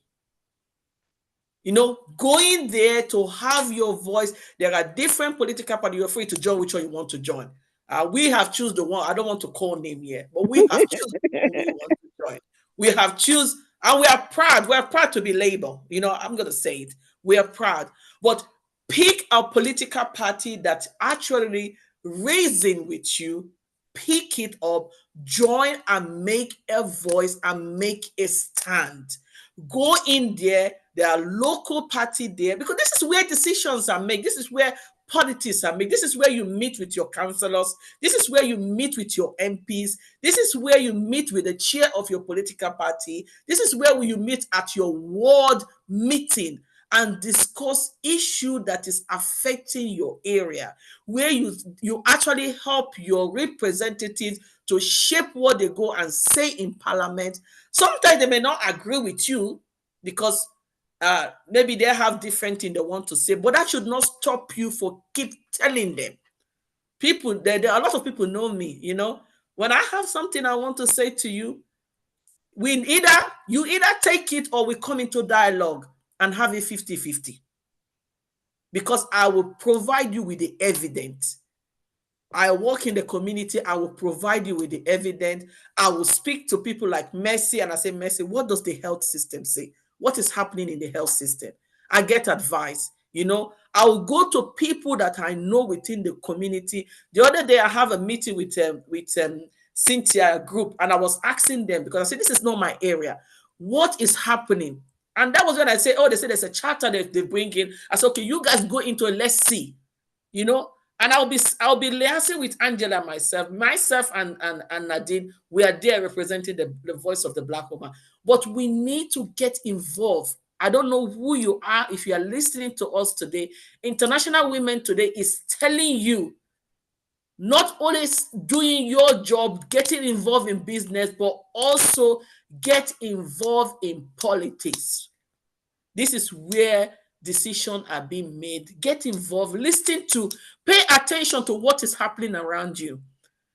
Listen to news. I know sometimes you say news and it's odd, but just pay attention. You need to be aware. If you don't have the information, then you don't have the resources, then you don't have nothing to say. You understand me? We want women to get involved in politics, and we want those of our women that are already there in politics to start making that representation. You are not there for yourself. You are there because people nominate, people elect you to be there. Start making that changes. Start listening. Don't just go there and sit and become sit down look. We want to see you pick an area, just like Nadine say. If you want to pick the health area, pick the health section. There are different areas, represent people with disability, represent people, young people. Pick different area and go there and talk about it to make a better change. Thank you very much. I'll go quickly to the next one. The next topic is about skill and employment. Skill and employment. I've looked at every one of us here. We have different specialty of where we belong to. And I'm going to speak to the angle that I'm coming is actually telling me what are your challenges. What are your challenges in this area? How did you get into this area? Was it easy? I want to talk about your journey, and what would be your advice to upcoming people that are watching or that are also going through that channel, and young ladies coming out there that want to channel themselves in that area. What was your journey like in your profession? And what was your difficulties, and how do you actually challenge the difficulty to get to where you are? I'm going to start with Angela. Angela, over to you. Okay. Thank you so much. The journey of life is not a smooth journey, because life itself is not a bed of roses. But in life, we just need to be focused and persistent. If you choose a career as a woman, be ready to learn. Be ready to develop yourself. And once you develop yourself, you acquire the knowledge and the training, then you will excel in that career. There are many skills that assist a person in personal development. Like I started as a carer. When I got to this country, I asked my half sister, who was a manager in Sodok. I said I wanted to do office job because I was a manager in National Oil Marina before I retired and joined my husband here. She laughed and said, you want to do office job? No, your accent, your this, all this. She started, I said, please be serious. That is what I want. I said, okay. The first thing is when they phone and you pick up the phone and they started saying padding, I can't hear you. They will give you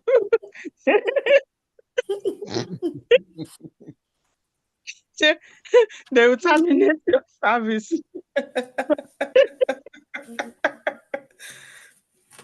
So I said, okay, leave that. What else can I do?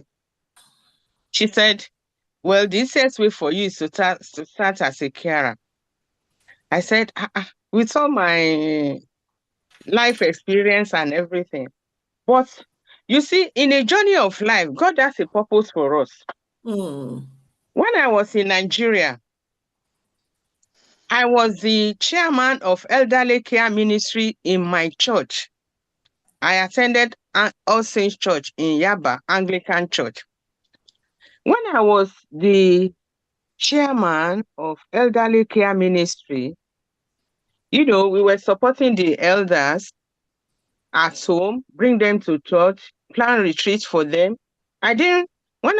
When she mentioned care, my mind went back to the service I rendered in the church. And I said, could it be the same thing? And I said, you know what? I don't mind, but what is the progression? I can't stand still. I can't be on a job for many years. Is there any personal development or professional development? She said, yes. Okay, explain. And she said, okay, if you started as a carer, you can do then it was called MVQ. It's now QCF. You can do your MVQ 2, 3. Then you can do level 5. You become a deputy manager. After a year, they can promote you to be a manager. I said, now you are talking. You started wrongly, but now you are giving me reasons because there's a projection. So I said, okay, what if I don't want to go into that managerial something? She said, okay, you can branch. You can do train the trainer courses. You can become a trainer. I know you like to teach. You can become an assessor. You can become internal verifier. You can become external verifier. Now you are talking. So I have options. So in life, when you find yourself in a different situation, you need to probe. You need to ask questions. If you don't ask, nobody will tell you. And if you have enough information, then it will help you to decide what your goals are and how to achieve your goals. Mm. So with my question and the explanations, I've made up my mind. I will explore the two areas so that I will have options. And that was what I did. But when I was doing the care job, it shows that, you see, when you are skilled in a profession, it shows people will read it. Come, I don't think you are just a carer. Then they start asking, who are you? Because they see the way you perform the job. They see the way you respond to the needs of the clients. Mm. They see the way you talk with the multidisciplinary teams. Because you have acquired the skill, you have acquired the training, the knowledge, and you are able to manifest what you have acquired. Along the line, I had a problem because when I went for interview and they said, in the next 5 years, where do you want to see yourself? I said, I want to become a manager of the home. That was my number one problem, not knowing that the current manager did not even have level 5. So from day one, she has seen me as a threat.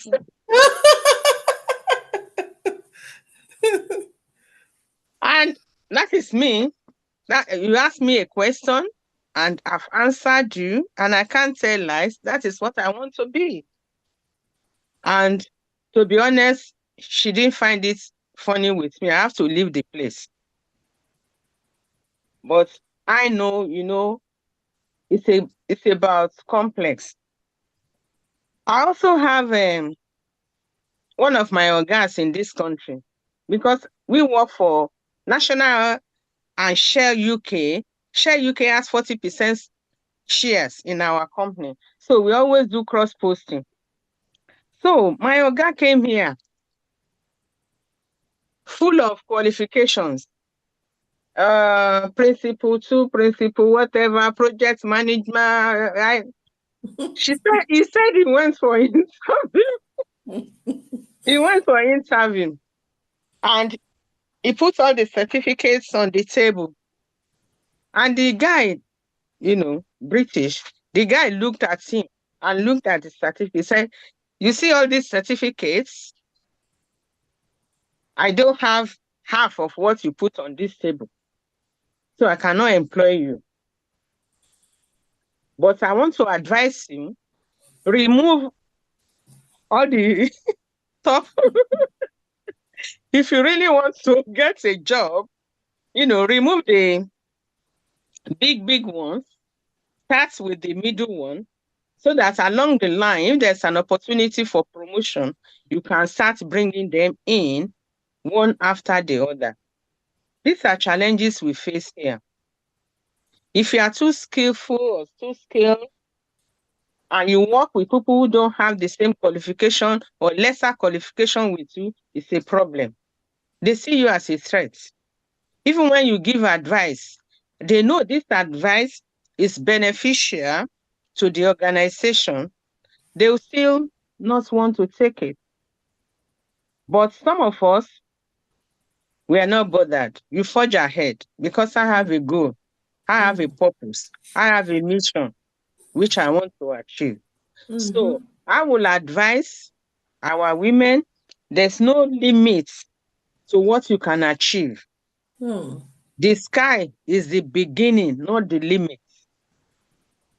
So once you have the brain and you have good earth to read and understand, please go for it. Set a goal for yourself. Prepare yourself. Be ready to even sponsor yourself. Don't wait for government funding. Spend the money you used to buy Gucci bag and Gucci shoe. Use it to develop yourself. Use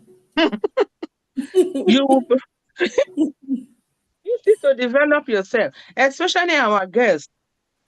There's no position we cannot attain. You just need to have the right skill, the right frame of mind. You are in a different environment. We say equal opportunity, we say inclusive and diversity. Yes, it is good to mention it in paper.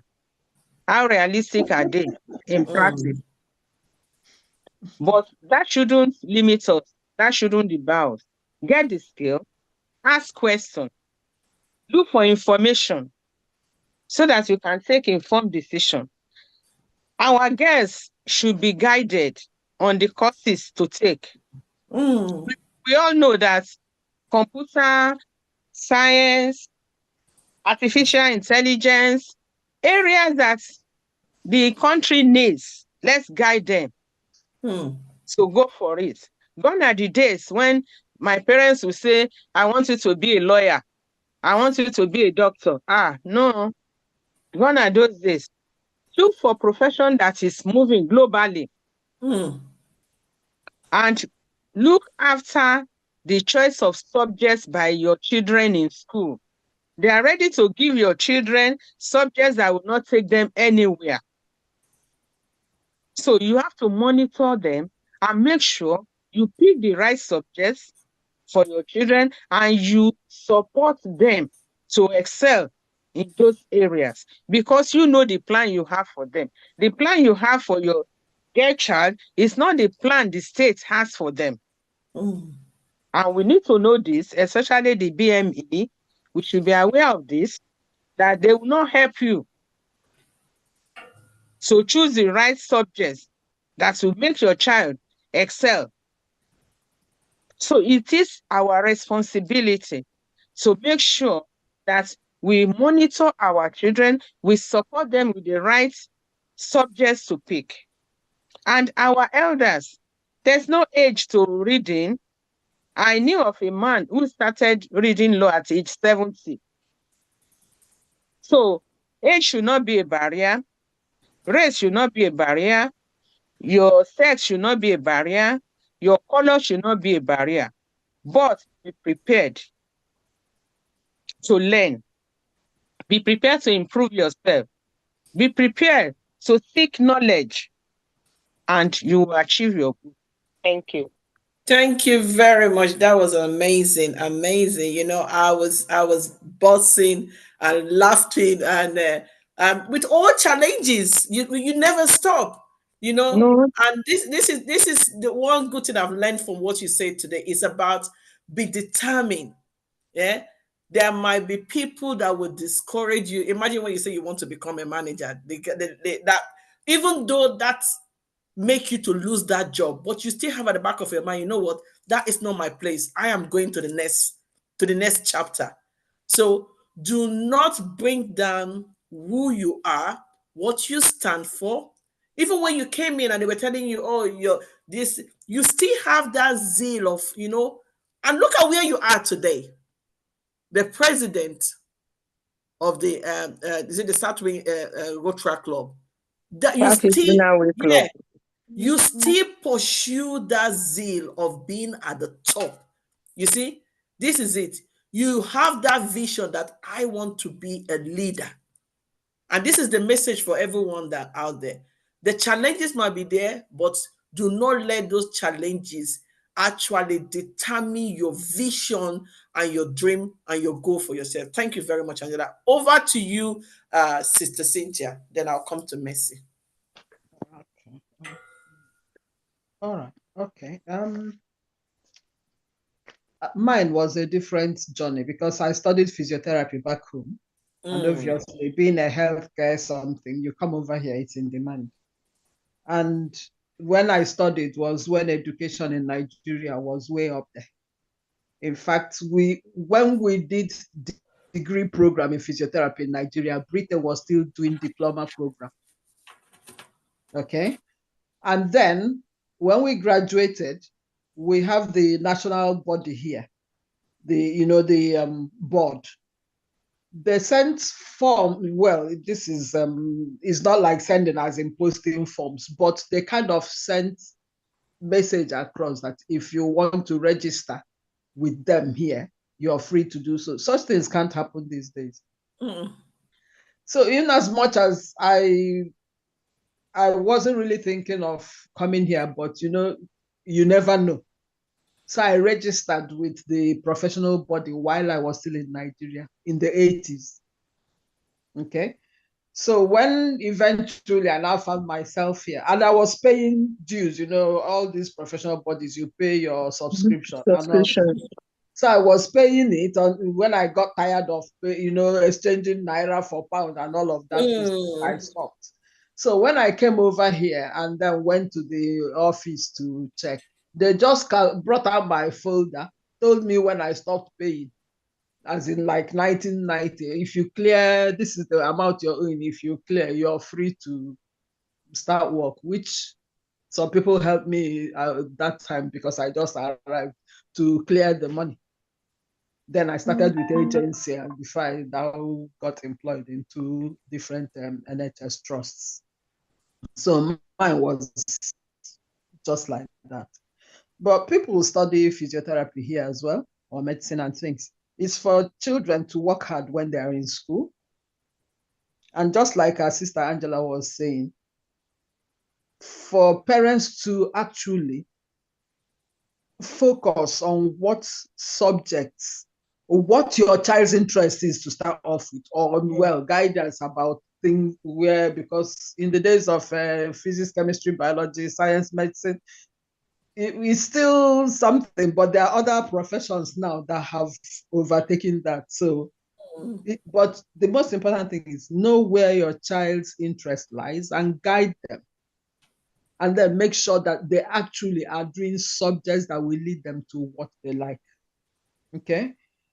There are other ways as well. Now, recently we went to a school where they were doing, trying to get children to pick the subjects they are going to take in GCSE. I was surprised that evening, the number of children from our own ethnicity who came without parents outweighed the number that came with parents. Where are those parents? Such an important occasion. They were not there. And the children were just milling around. What do they know? You get what I mean? Our people sometimes have misplaced priorities. Yeah. So that is one other education we need to know. They need to put their eyes in these things and direct these children, or at least even if they don't do, you listen to what the teachers are saying. You can ask questions as an adult and they will, explain to you. So that is one. When I was talking about children walking and facing downwards, there is information everywhere, billboards, everything, all sorts of adverts. If your eyes are not looking up, you will not see those things to read and find out information. Okay, and these are information that can lead to whichever course of study or employment or whatever. Coming back to physiotherapy, you can either go through a degree course after doing your GCSE, then A level, and then you go to university once your grades are good. Okay. There's also another way. In some of these courses, you go through apprenticeship, which is even good, which our people don't know or we don't value. But then you come back later and find out that is even the better route to all of these things. Because if you go through apprenticeship, all the student loan and things, you put that aside, you don't have student loan, and you're still going to get where the student got to, and you are even receiving salary while the student is, and you are getting your experience while the student is still, and after that, they will say you don't have experience yet. Okay, so that is a route. In physiotherapy as well, people can come in as assistants, work for some years, and then they train you. The trust actually takes up your degree education. It's another route. Okay, people come for voluntary work just to know, is this what I want or is this what I don't want? To have an idea, we take them around, show them the different things that are done to help them make up their minds. They come for their experience or maybe a number of days experience as well. Okay, so these are all ways of getting into the profession. Thank you very much. Thank you. That is amazing. That is amazing. Skill training, opportunity. Yeah. Ask the question. There are people in the field. Let them be your mentor so that they can direct you. I just remembered one thing. Yeah. We are talking the profession, what you want to do. But I think sometimes it's also good to encourage our children to find hobbies, what they actually enjoy doing. Because sometimes you find out these days that it is the hobbies that make more money than the actual profession you have gone into. Yeah. So can encourage them, support them, and then see where that leads them to as well. Because thank you. I mean, here is an open field. A painter, a bricklayer earns even more than, that kind of thing. So that's the other thing I want to turn your idea into business. Turn your hobby into business. Business. Do what you like to do and enjoy it. Yeah. Over to you, Mercy. We're wrapping up. Over to you. Over to you. Yeah. Thank you so much. This question, I think it should have been put on the Black History Month, to be honest, where we talk about the things that happened in a career. I came into this country as a teenager, and my ambition was to become a nurse. So I trained in this country. And I started working in a hospital that was called Joyce Green, that was along Dartford. And then I felt so much racism there that it is unbelievable. But I was in the transition of a career, and there was nothing I could do. And when I qualified and I could give medication to somebody, the World War people, they say, go back to Africa. And how old are you? Go back to school. I was only size 0. I was only naive and tiny, and it was very difficult because there were not many people I could relate to who were looking like myself. In the whole hospital, I probably was the only one who looked like me. And I remember then the hospital moved into Blue Water, where I started working as a qualified nurse, and the only Black woman who was there, she was a Caribbean, and I tried to speak to her, to say, Auntie, and she says, I'm not your auntie. And and from there I was just my door was just closed. I just suffered inside and outside, but I had to do it because when I finished my degree, they gave me a work permit. And during those years, that work permit was going to hold you and tie you down to that particular hospital, and you can't work anywhere else, so you have to suffer it. When you do the handover in the morning, the cup you have used to drink tea, you come back, it is smashed. Just because you've touched it, you've used it like that. So for me, it was really, really tough. Very, very tough. To an extent that they wanted to push me out of nursing. They wanted to push me out. But then I was very clever. And I said to myself, fine, push me out, but I'm not going to stop studying. I went back to university and I did another degree in medical science. And then I came back completely different. And they threatened me that I can't leave that place. I have to continue working there. And they have to make me work so hard. And being me, I'm a perfectionist, I'm hardworking. So I worked so hard and I used all my energy, and I felt very used to the last call. And I come home, I'm exhausted, but I was young. I could understand, I could work hard, run, exercise, and but I had a serious burnout inside and outside. So, and I said to myself, is this right what they're doing? But it was fighting one against a million.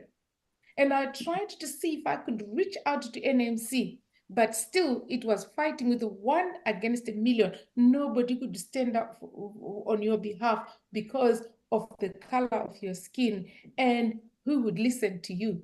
Who would listen to a Black girl? She's an alien. And I really felt, that is when I felt it in my whole life, that I was on this side of the river and the other people were there and I'm on my own. I wanted to cross the river and it was impossible. So I said to myself, I'm just going to resign this job. When I go, I'm just going to do something. It forced me to study law. When it forced me to study law, I went through the whole process so that I can actually practice as a lawyer. And then I can look into these issues and see, are they allowed to do that? And believe me or not, it's only after we had COVID, that's when Black people were started to be celebrated. That's when Black people started to come on TV. And we were the first people who went on TV, on a national TV, on eggheads. Lucy, you believe that? When the law came and said every channel should bring diversity. And after that, we started having different channels, TV channels, contacting Lucy, oh, come to our channel. And Lucy said, no, I'm not coming. we are not coming. So, but, and when we banned, and we were given a sanction, like, like you cannot appear in other TV, you can, all of those things. But I am so grateful and I'm so thankful that God has changed people's minds and they are actually seeing us as people of substance, you know. So, because you've got a different accent, but yes, I have. But remember, I can speak more than one language.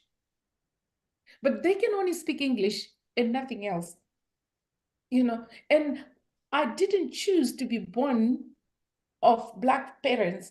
If I had a choice, and I say to this, if I had a choice, I would have been born in a white family because I would have better opportunities in life and I would be looking prettier and I would be one of those, because these girls I work with, they don't know nothing. I know far much better than them, but they're earning more than me, you know, but I'm qualified more than them. So there was so much inequality that was happening. But I am here to say, you know what, all these people nowadays, if you're being celebrated for being Black, for being a Black woman, please accept it. And now I'm really proud of myself. And Black female entrepreneur Greenwich, they are doing it. They are actually celebrating you. And I tell you what, when you feel inadequate inside, the only thing is that you just want to have knowledge, you just want to acquire understanding, and you just want to say, and this is what I did. I had to acquire education so I can fight back, and I did fought back, and I tell you I did. And everybody who fought me, even though it was donkey years ago, I went back and I fought them.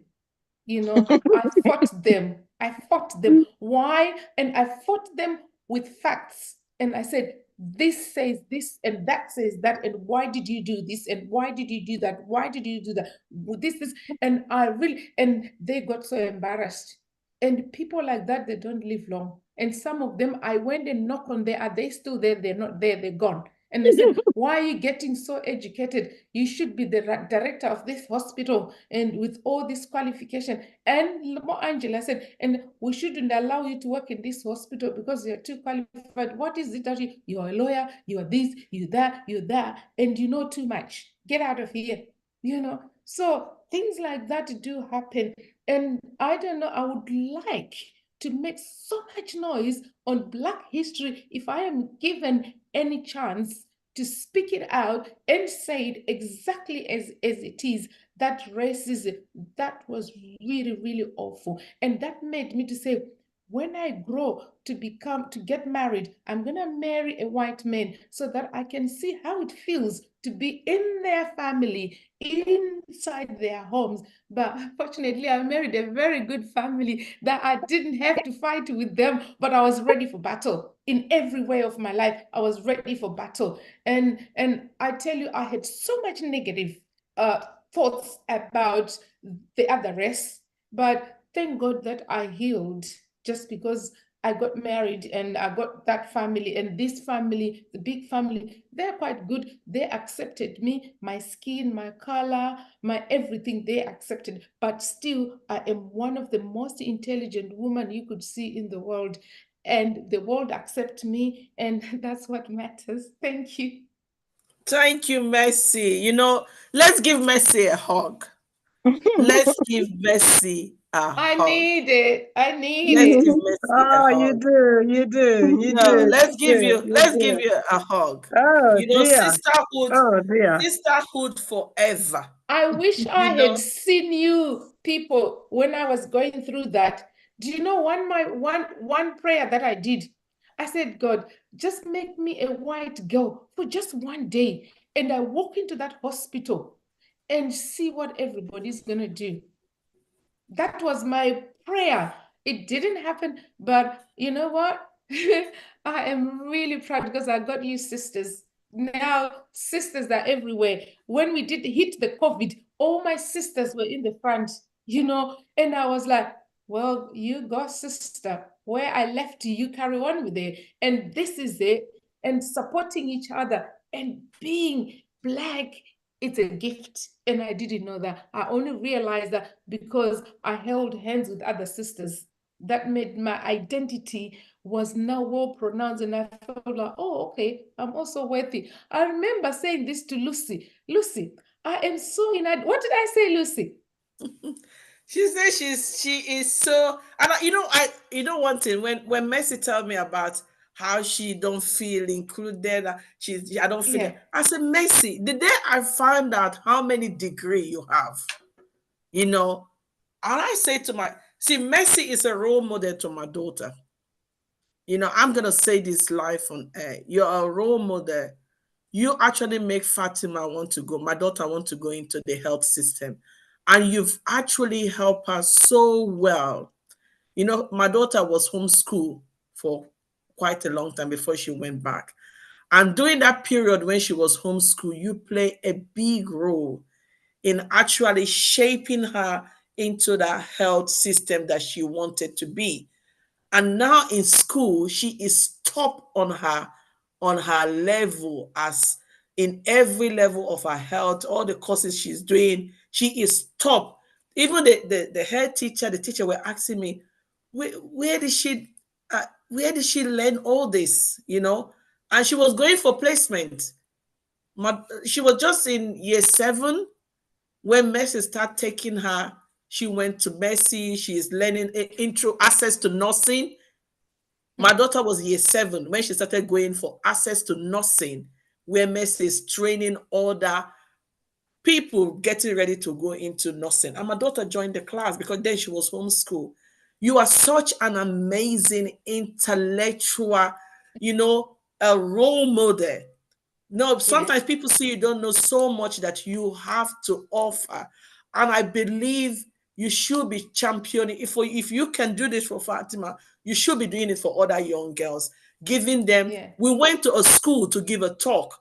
And when we got to that school, all the young people, they just sat down like a storytelling. When Mercy actually started telling them about her journey, and they can relate to you because that is where they are also coming from. You never stop.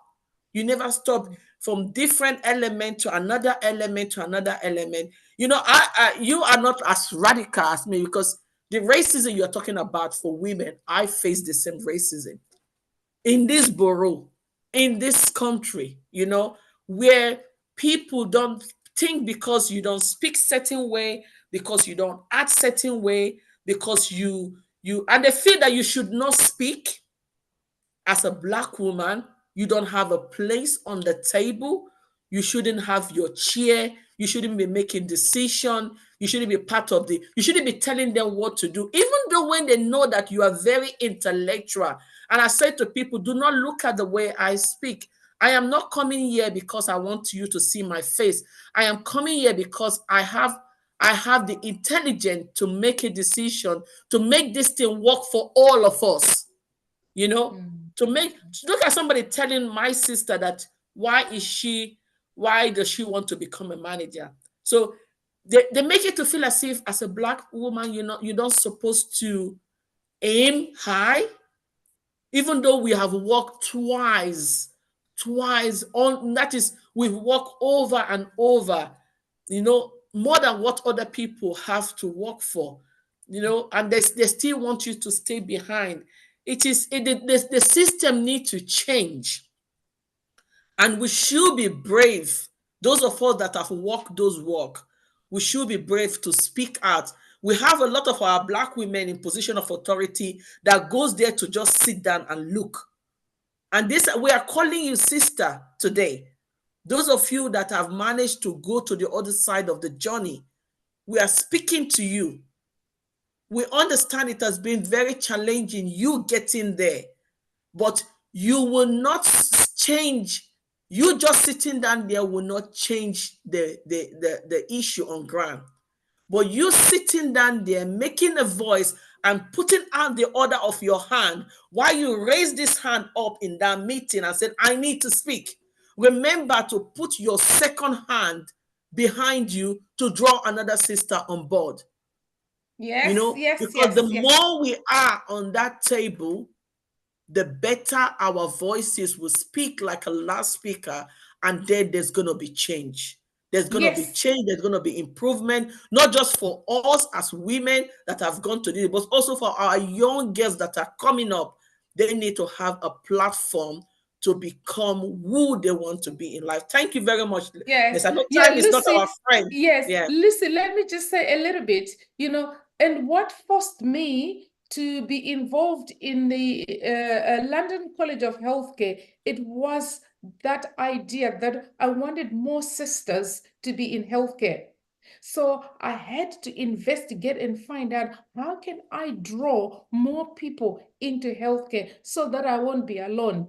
And I think I got probably like 15,000 people. So I discovered how it's done. So if you are out there and you've come on a COS, a sponsorship from Africa or from India or whichever country you've come from, and you want a career in health, please get in touch with us. www.carecollege.co.uk.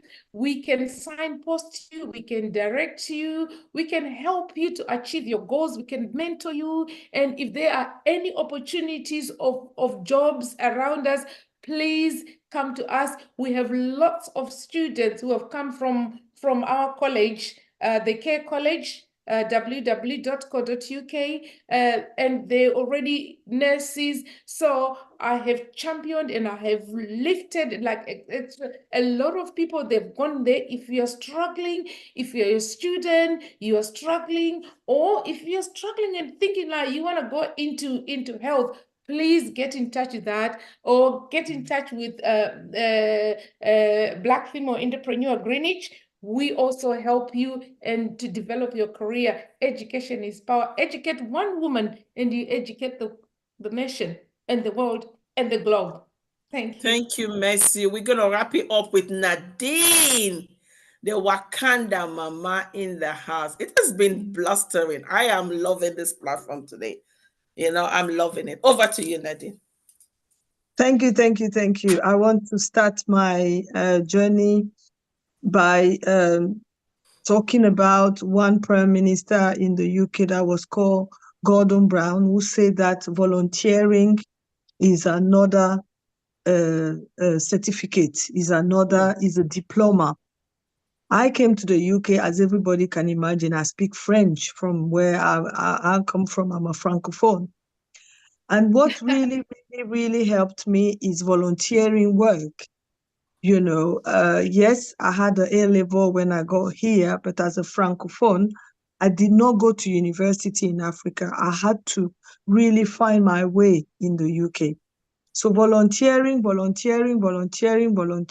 all these certificates, advice and guidance, this, that. I find a teacher, I will never forget her, Ellen Nicholas. If somebody knows Greenwich, Ellen Nicholas was a really, really, really good woman. She then said to me one day, Nadine, I think with all your certificates, you are a community development officer.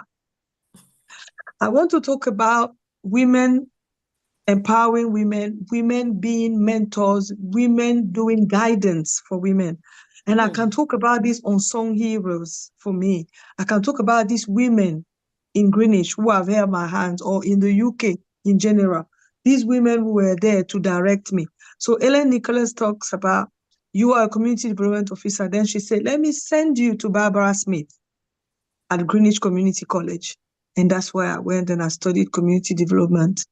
And I'm telling you, we were maybe 8 or 12 people in that classroom. I was the only one to go to university and pass a degree called Community Development and Public Policy. I want to go back. I remember doing community work, and Princess Anne came to Greenwich. I want to talk to people about the fact that, yes, we are Black people. We are disadvantaged and everything, but we can build ourselves up. We can package ourselves to stand out. I always package myself. I always, dress well. I always look good. And when Princess Anne was coming, I was then volunteering with the Volunteer Center Greenwich, and we were learning champions. We were helping adults in Greenwich go back to school. So many people come to the UK and they have never been to school. Anyway, I was picked, and I remember it vividly. vividly. I was not picked among those 700 people because I was the best. No, I think I was picked because I was standing out. Yes, I was a Black girl. Maybe they wanted to meet numbers. Maybe they wanted to mix color. Maybe they wanted to. But I think one of the advantage that I had was my presentation. We are disadvantaged, but let's package ourselves to dilute that disadvantage. To go forward, I want to talk about the fact that when I went to university, I had nothing whatsoever to give. I could not show a GCSE. I could not show, yes, I could talk about it, that I did it, that I passed it in Africa. But what really helped me to go and do this course at university was purely my volunteering work. I want to talk to somebody tonight, if you're listening to me. You are in the UK. You're saying to yourself, what would I do? Who am I? You don't even know who you are. Get up, go and volunteer. You don't know where to start? Lucy is here. Knock. He's going to position you somewhere. You are going to volunteer. By volunteering, you are learning what some people have taken 12, 14, 20 years to learn. They are giving it to you. By shadowing people, you are learning. You are sitting there and you are just taking the knowledge. With that knowledge, you will get reference. In the UK, have all your diploma, have everything. But if nobody can sign for you, if nobody can say they know you, and if nobody can stand as your referee, you can't get a job. So volunteering is a joker, is a work card, I don't know, is that card that will open so many doors for you. And let me tell you a big one for migrants. When you come to the UK and you want to renew your document, or you become just, I don't know how you came, a husband brought you and things are not working or whatever, the only thing that will save you tomorrow is your volunteering. This volunteering place will take you. You know, when my daughter was 2 years old, I was taken to Gatwick. I was taken to Gatwick. I was to be deported.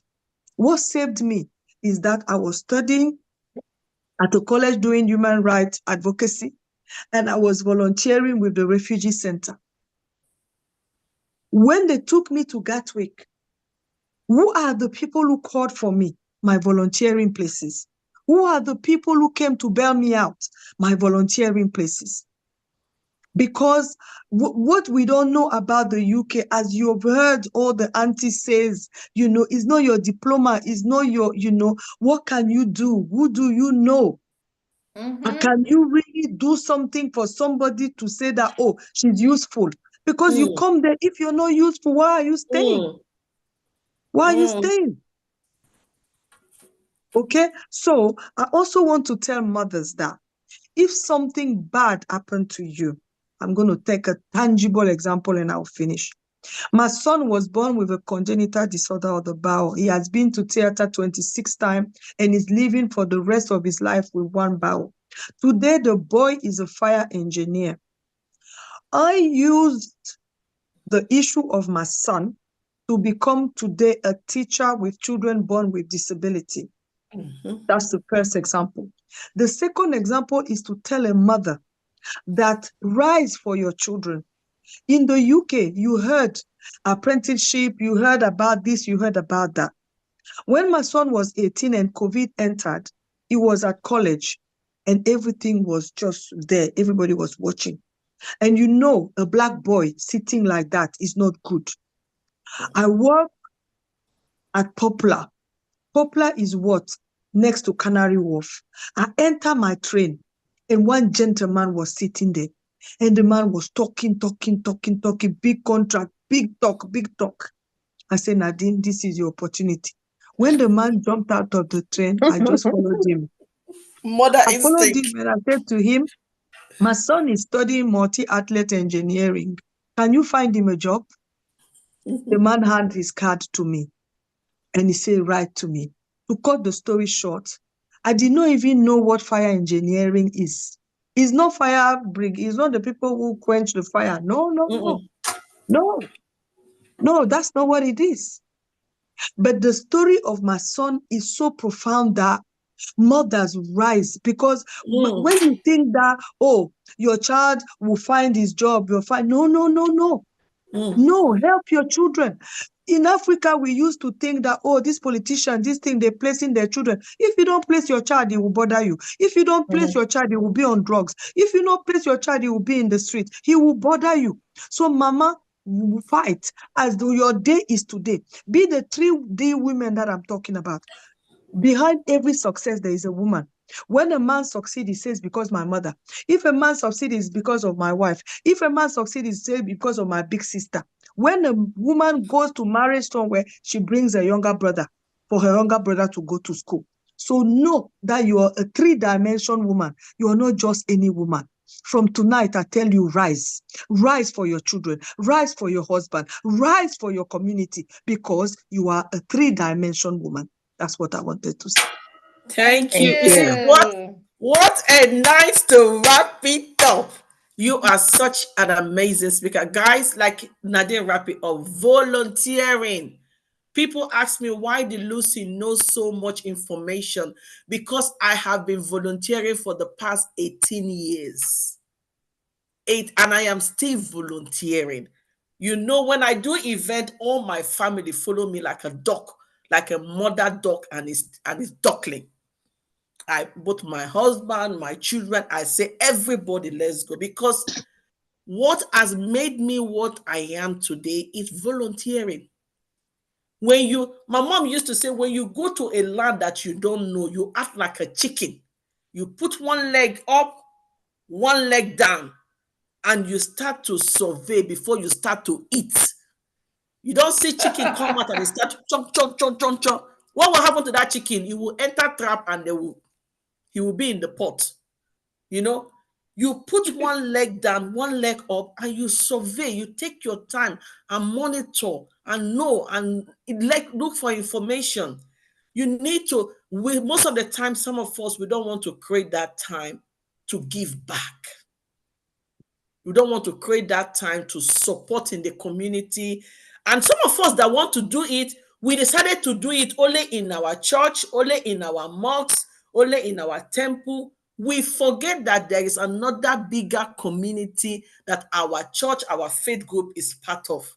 Your volunteering work needs to be extended, not just to people that you know, but it should also go far to people that you don't know. I want to give a big shout out to those women. There's a women supporting women. I have 3 amazing women in my life that has made me who I am. And they're all based in Greenwich here. I have Dawn Brown. She used to be the home star manager. That woman has been amazing woman to me. And they've taught me into what I am. I've learned a lot from them. I have Nessa Ide, who used to be the former children's center manager. These are people that have actually carved me, put me in the time. Lucy, put on the city boots, you know. And I have Miriam. You need a well-being mentor in your life. Miriam is that, is that amazing? You say, oh, Lucy, calm down. I know you want to go and bulldozer the place, but you need to go. You need to be composed. You need to know what to say there, and you need to look after your well-being. These 3 women you need to actually align yourself with people that will champion you. And volunteering is the best teacher. Following all this work I've done, I've received the Queen Award, received the Green Silver Award, and it has made me to know more about myself and know all these amazing people. And all what we're doing here is still volunteering. Coming here, taking our time out of our busy life to sit down here to share our story is volunteering. So, guys, I want to say big shout out to all our guests, Mercy, Cynthia, Angela, and Nadine for amazing International Women's Day and for actually sharing light and also giving us the platform. I believe our viewers, I will share the link. I've already started sharing the link for you on YouTube where you can share it to other people, because this message need to go far and near for people to understand how to help themselves, build their confidence, build themselves, invest in themselves, just like Angela said, invest in yourself. Mercy say, no matter how the challenges, being a Black woman does not mean you should not get there. You have to keep fighting. Keep fighting. And as Cynthia just said to us, it say you need to be aligned with somebody. He spelled it out. She said when she came in here, you know, when opportunity come to your tide, take it. A lot of us, they give us opportunity, we will just say, you keep the paper there. We do not like to read information. Eh? If Cynthia has not read that information, she has not signed for it, take action. Some of us, we read information and we don't take action. See information, take action, prioritize what is good for you, and follow your dream. You know, stop beating around the bush, stop going all over the places. Focus. Nadine capped it up by saying you need to be relevant in the society. You want to stay in England, you need to contribute. You must not come and stay here and eat from just you become the Oliver Twist, goblin.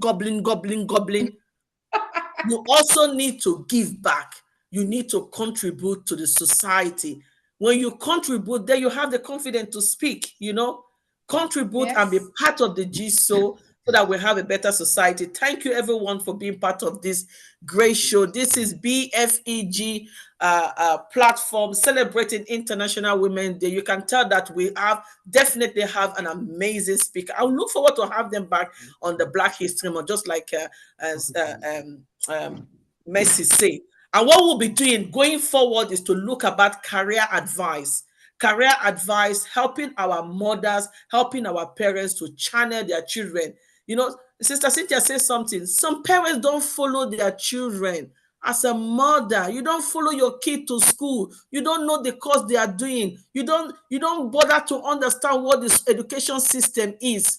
You leave everything to the teacher. Is your children bearing your teacher name? No. Is your children sleeping in your teacher house? No. They are sleeping in your house. They are not bearing your teacher name, but you don't want to get involved. Who is going to do the work for you? Who is going to cultivate the land for you to come and harvest? It's not about bearing the children. It's about making the children useful. You know, let's work hard. Nadine said, pay attention to where you are going. If Nadine was sitting in that bus and being on the phone, hello? Yes, yeah. How would you know what your neighbor is saying? That your neighbor will be good for you. Like me, I like to be nosy. You know me and Mercy, we are also, with Nadine, we are nosy. As a mother, you need to be nosy. You need to be nosy. Listen to people around you so that you know where to go for help. Thank you all. It has been an amazing, and I salute you all. Before we round up, Cynthia, can you give us one more exercise so that we can, because we'll be sitting down for a long time. You know, take one exercise and wrap this show up. Because we'll be sitting down for a long time. What do we stretch? And those that have been watching us for a long time. Okay. Where you're sitting down, you can actually like reach down, you know, as in bending forwards, reach down for your hand to touch the ground in between your feet. Yeah. And then you get up. Wow. Okay. If you're doing that, I don't know, for people who have back pain, you need to know what you do that gives you pain. If it is bending forwards that creates your pain, then you don't need to do this exercise. Yeah. You can also like arch your back backwards. Okay. I don't know if you're seeing me. This thing is so okay. Let me see if I stand up. Yeah. Arching your back like this. Okay. Yeah. You hold it for about 5 seconds or 3 seconds and you relax. Yeah. You arch again. I'm standing now doing it. You can do it sitting down. Yeah. I just wanted you to see. Okay. You can reach down to the side of your knee. Yeah. You're sitting or standing, you get up again. You do to the other side. You get up. So one is going forward so that your hand touches the ground or your ankle, wherever. Then you get up. And then you arch your back. And then you can go side to side. You can even turn as well. come back, turn to the other side, come back. They're Mm. quite simple and straightforward things. Thank Okay. you very much. And Thanks. we're going to wrap this show by actually listening to this our All around the world, women are longing to be free. No longer in the shadow, forces stay behind. The silent fighting to equality. Oh, sing along to everywhere. Blessing around the world and never cease to sing a song. To amen everywhere. Unity and development and peace. Women are no silence all around the world. People hearts and hungry children cry. We sing our song of justice and development. And hold our rights for all the people high. So sing a song to women everywhere. Blessings ring around the world. Sing a song for women everywhere. Equality, development, and peace. Women now are working to be the best world. Let us put our women lay down their weapons and learn to love and share. And people want to bring an answer. So sing a song for women everywhere. Everything around the world, never sing a song for women everywhere. Equality, development, and peace. equality, development, and Development peace. and peace. Thank you very much and Can I good night. leave us with this forward, Lucy? Be strong, be Strong, independent, be be independent, bold, be be bold, passionate. be passionate. Thank Yes. you. Thank you. Good night. Good And night. Lucy, Good just to night. say thank you as well for Thank giving you us this so opportunity Thank you much. and for inviting us. the Thank You you so invitation. much. sisters, Thank you. Bye. Thank you, sisters. Mercy. We must see you. Yeah, definitely, definitely. Nadine, Thank you, everyone. our love to your mother-in-law, our love to your Yes, so mother-in-law. Amen. yeah. Amen. Nadine, Nadine, love to take your care. Yeah. mother-in-law. Thank Bye. you. Thank Mm. you. Take care. Thank Bye. you. Okay. Thanks. Bye, everybody.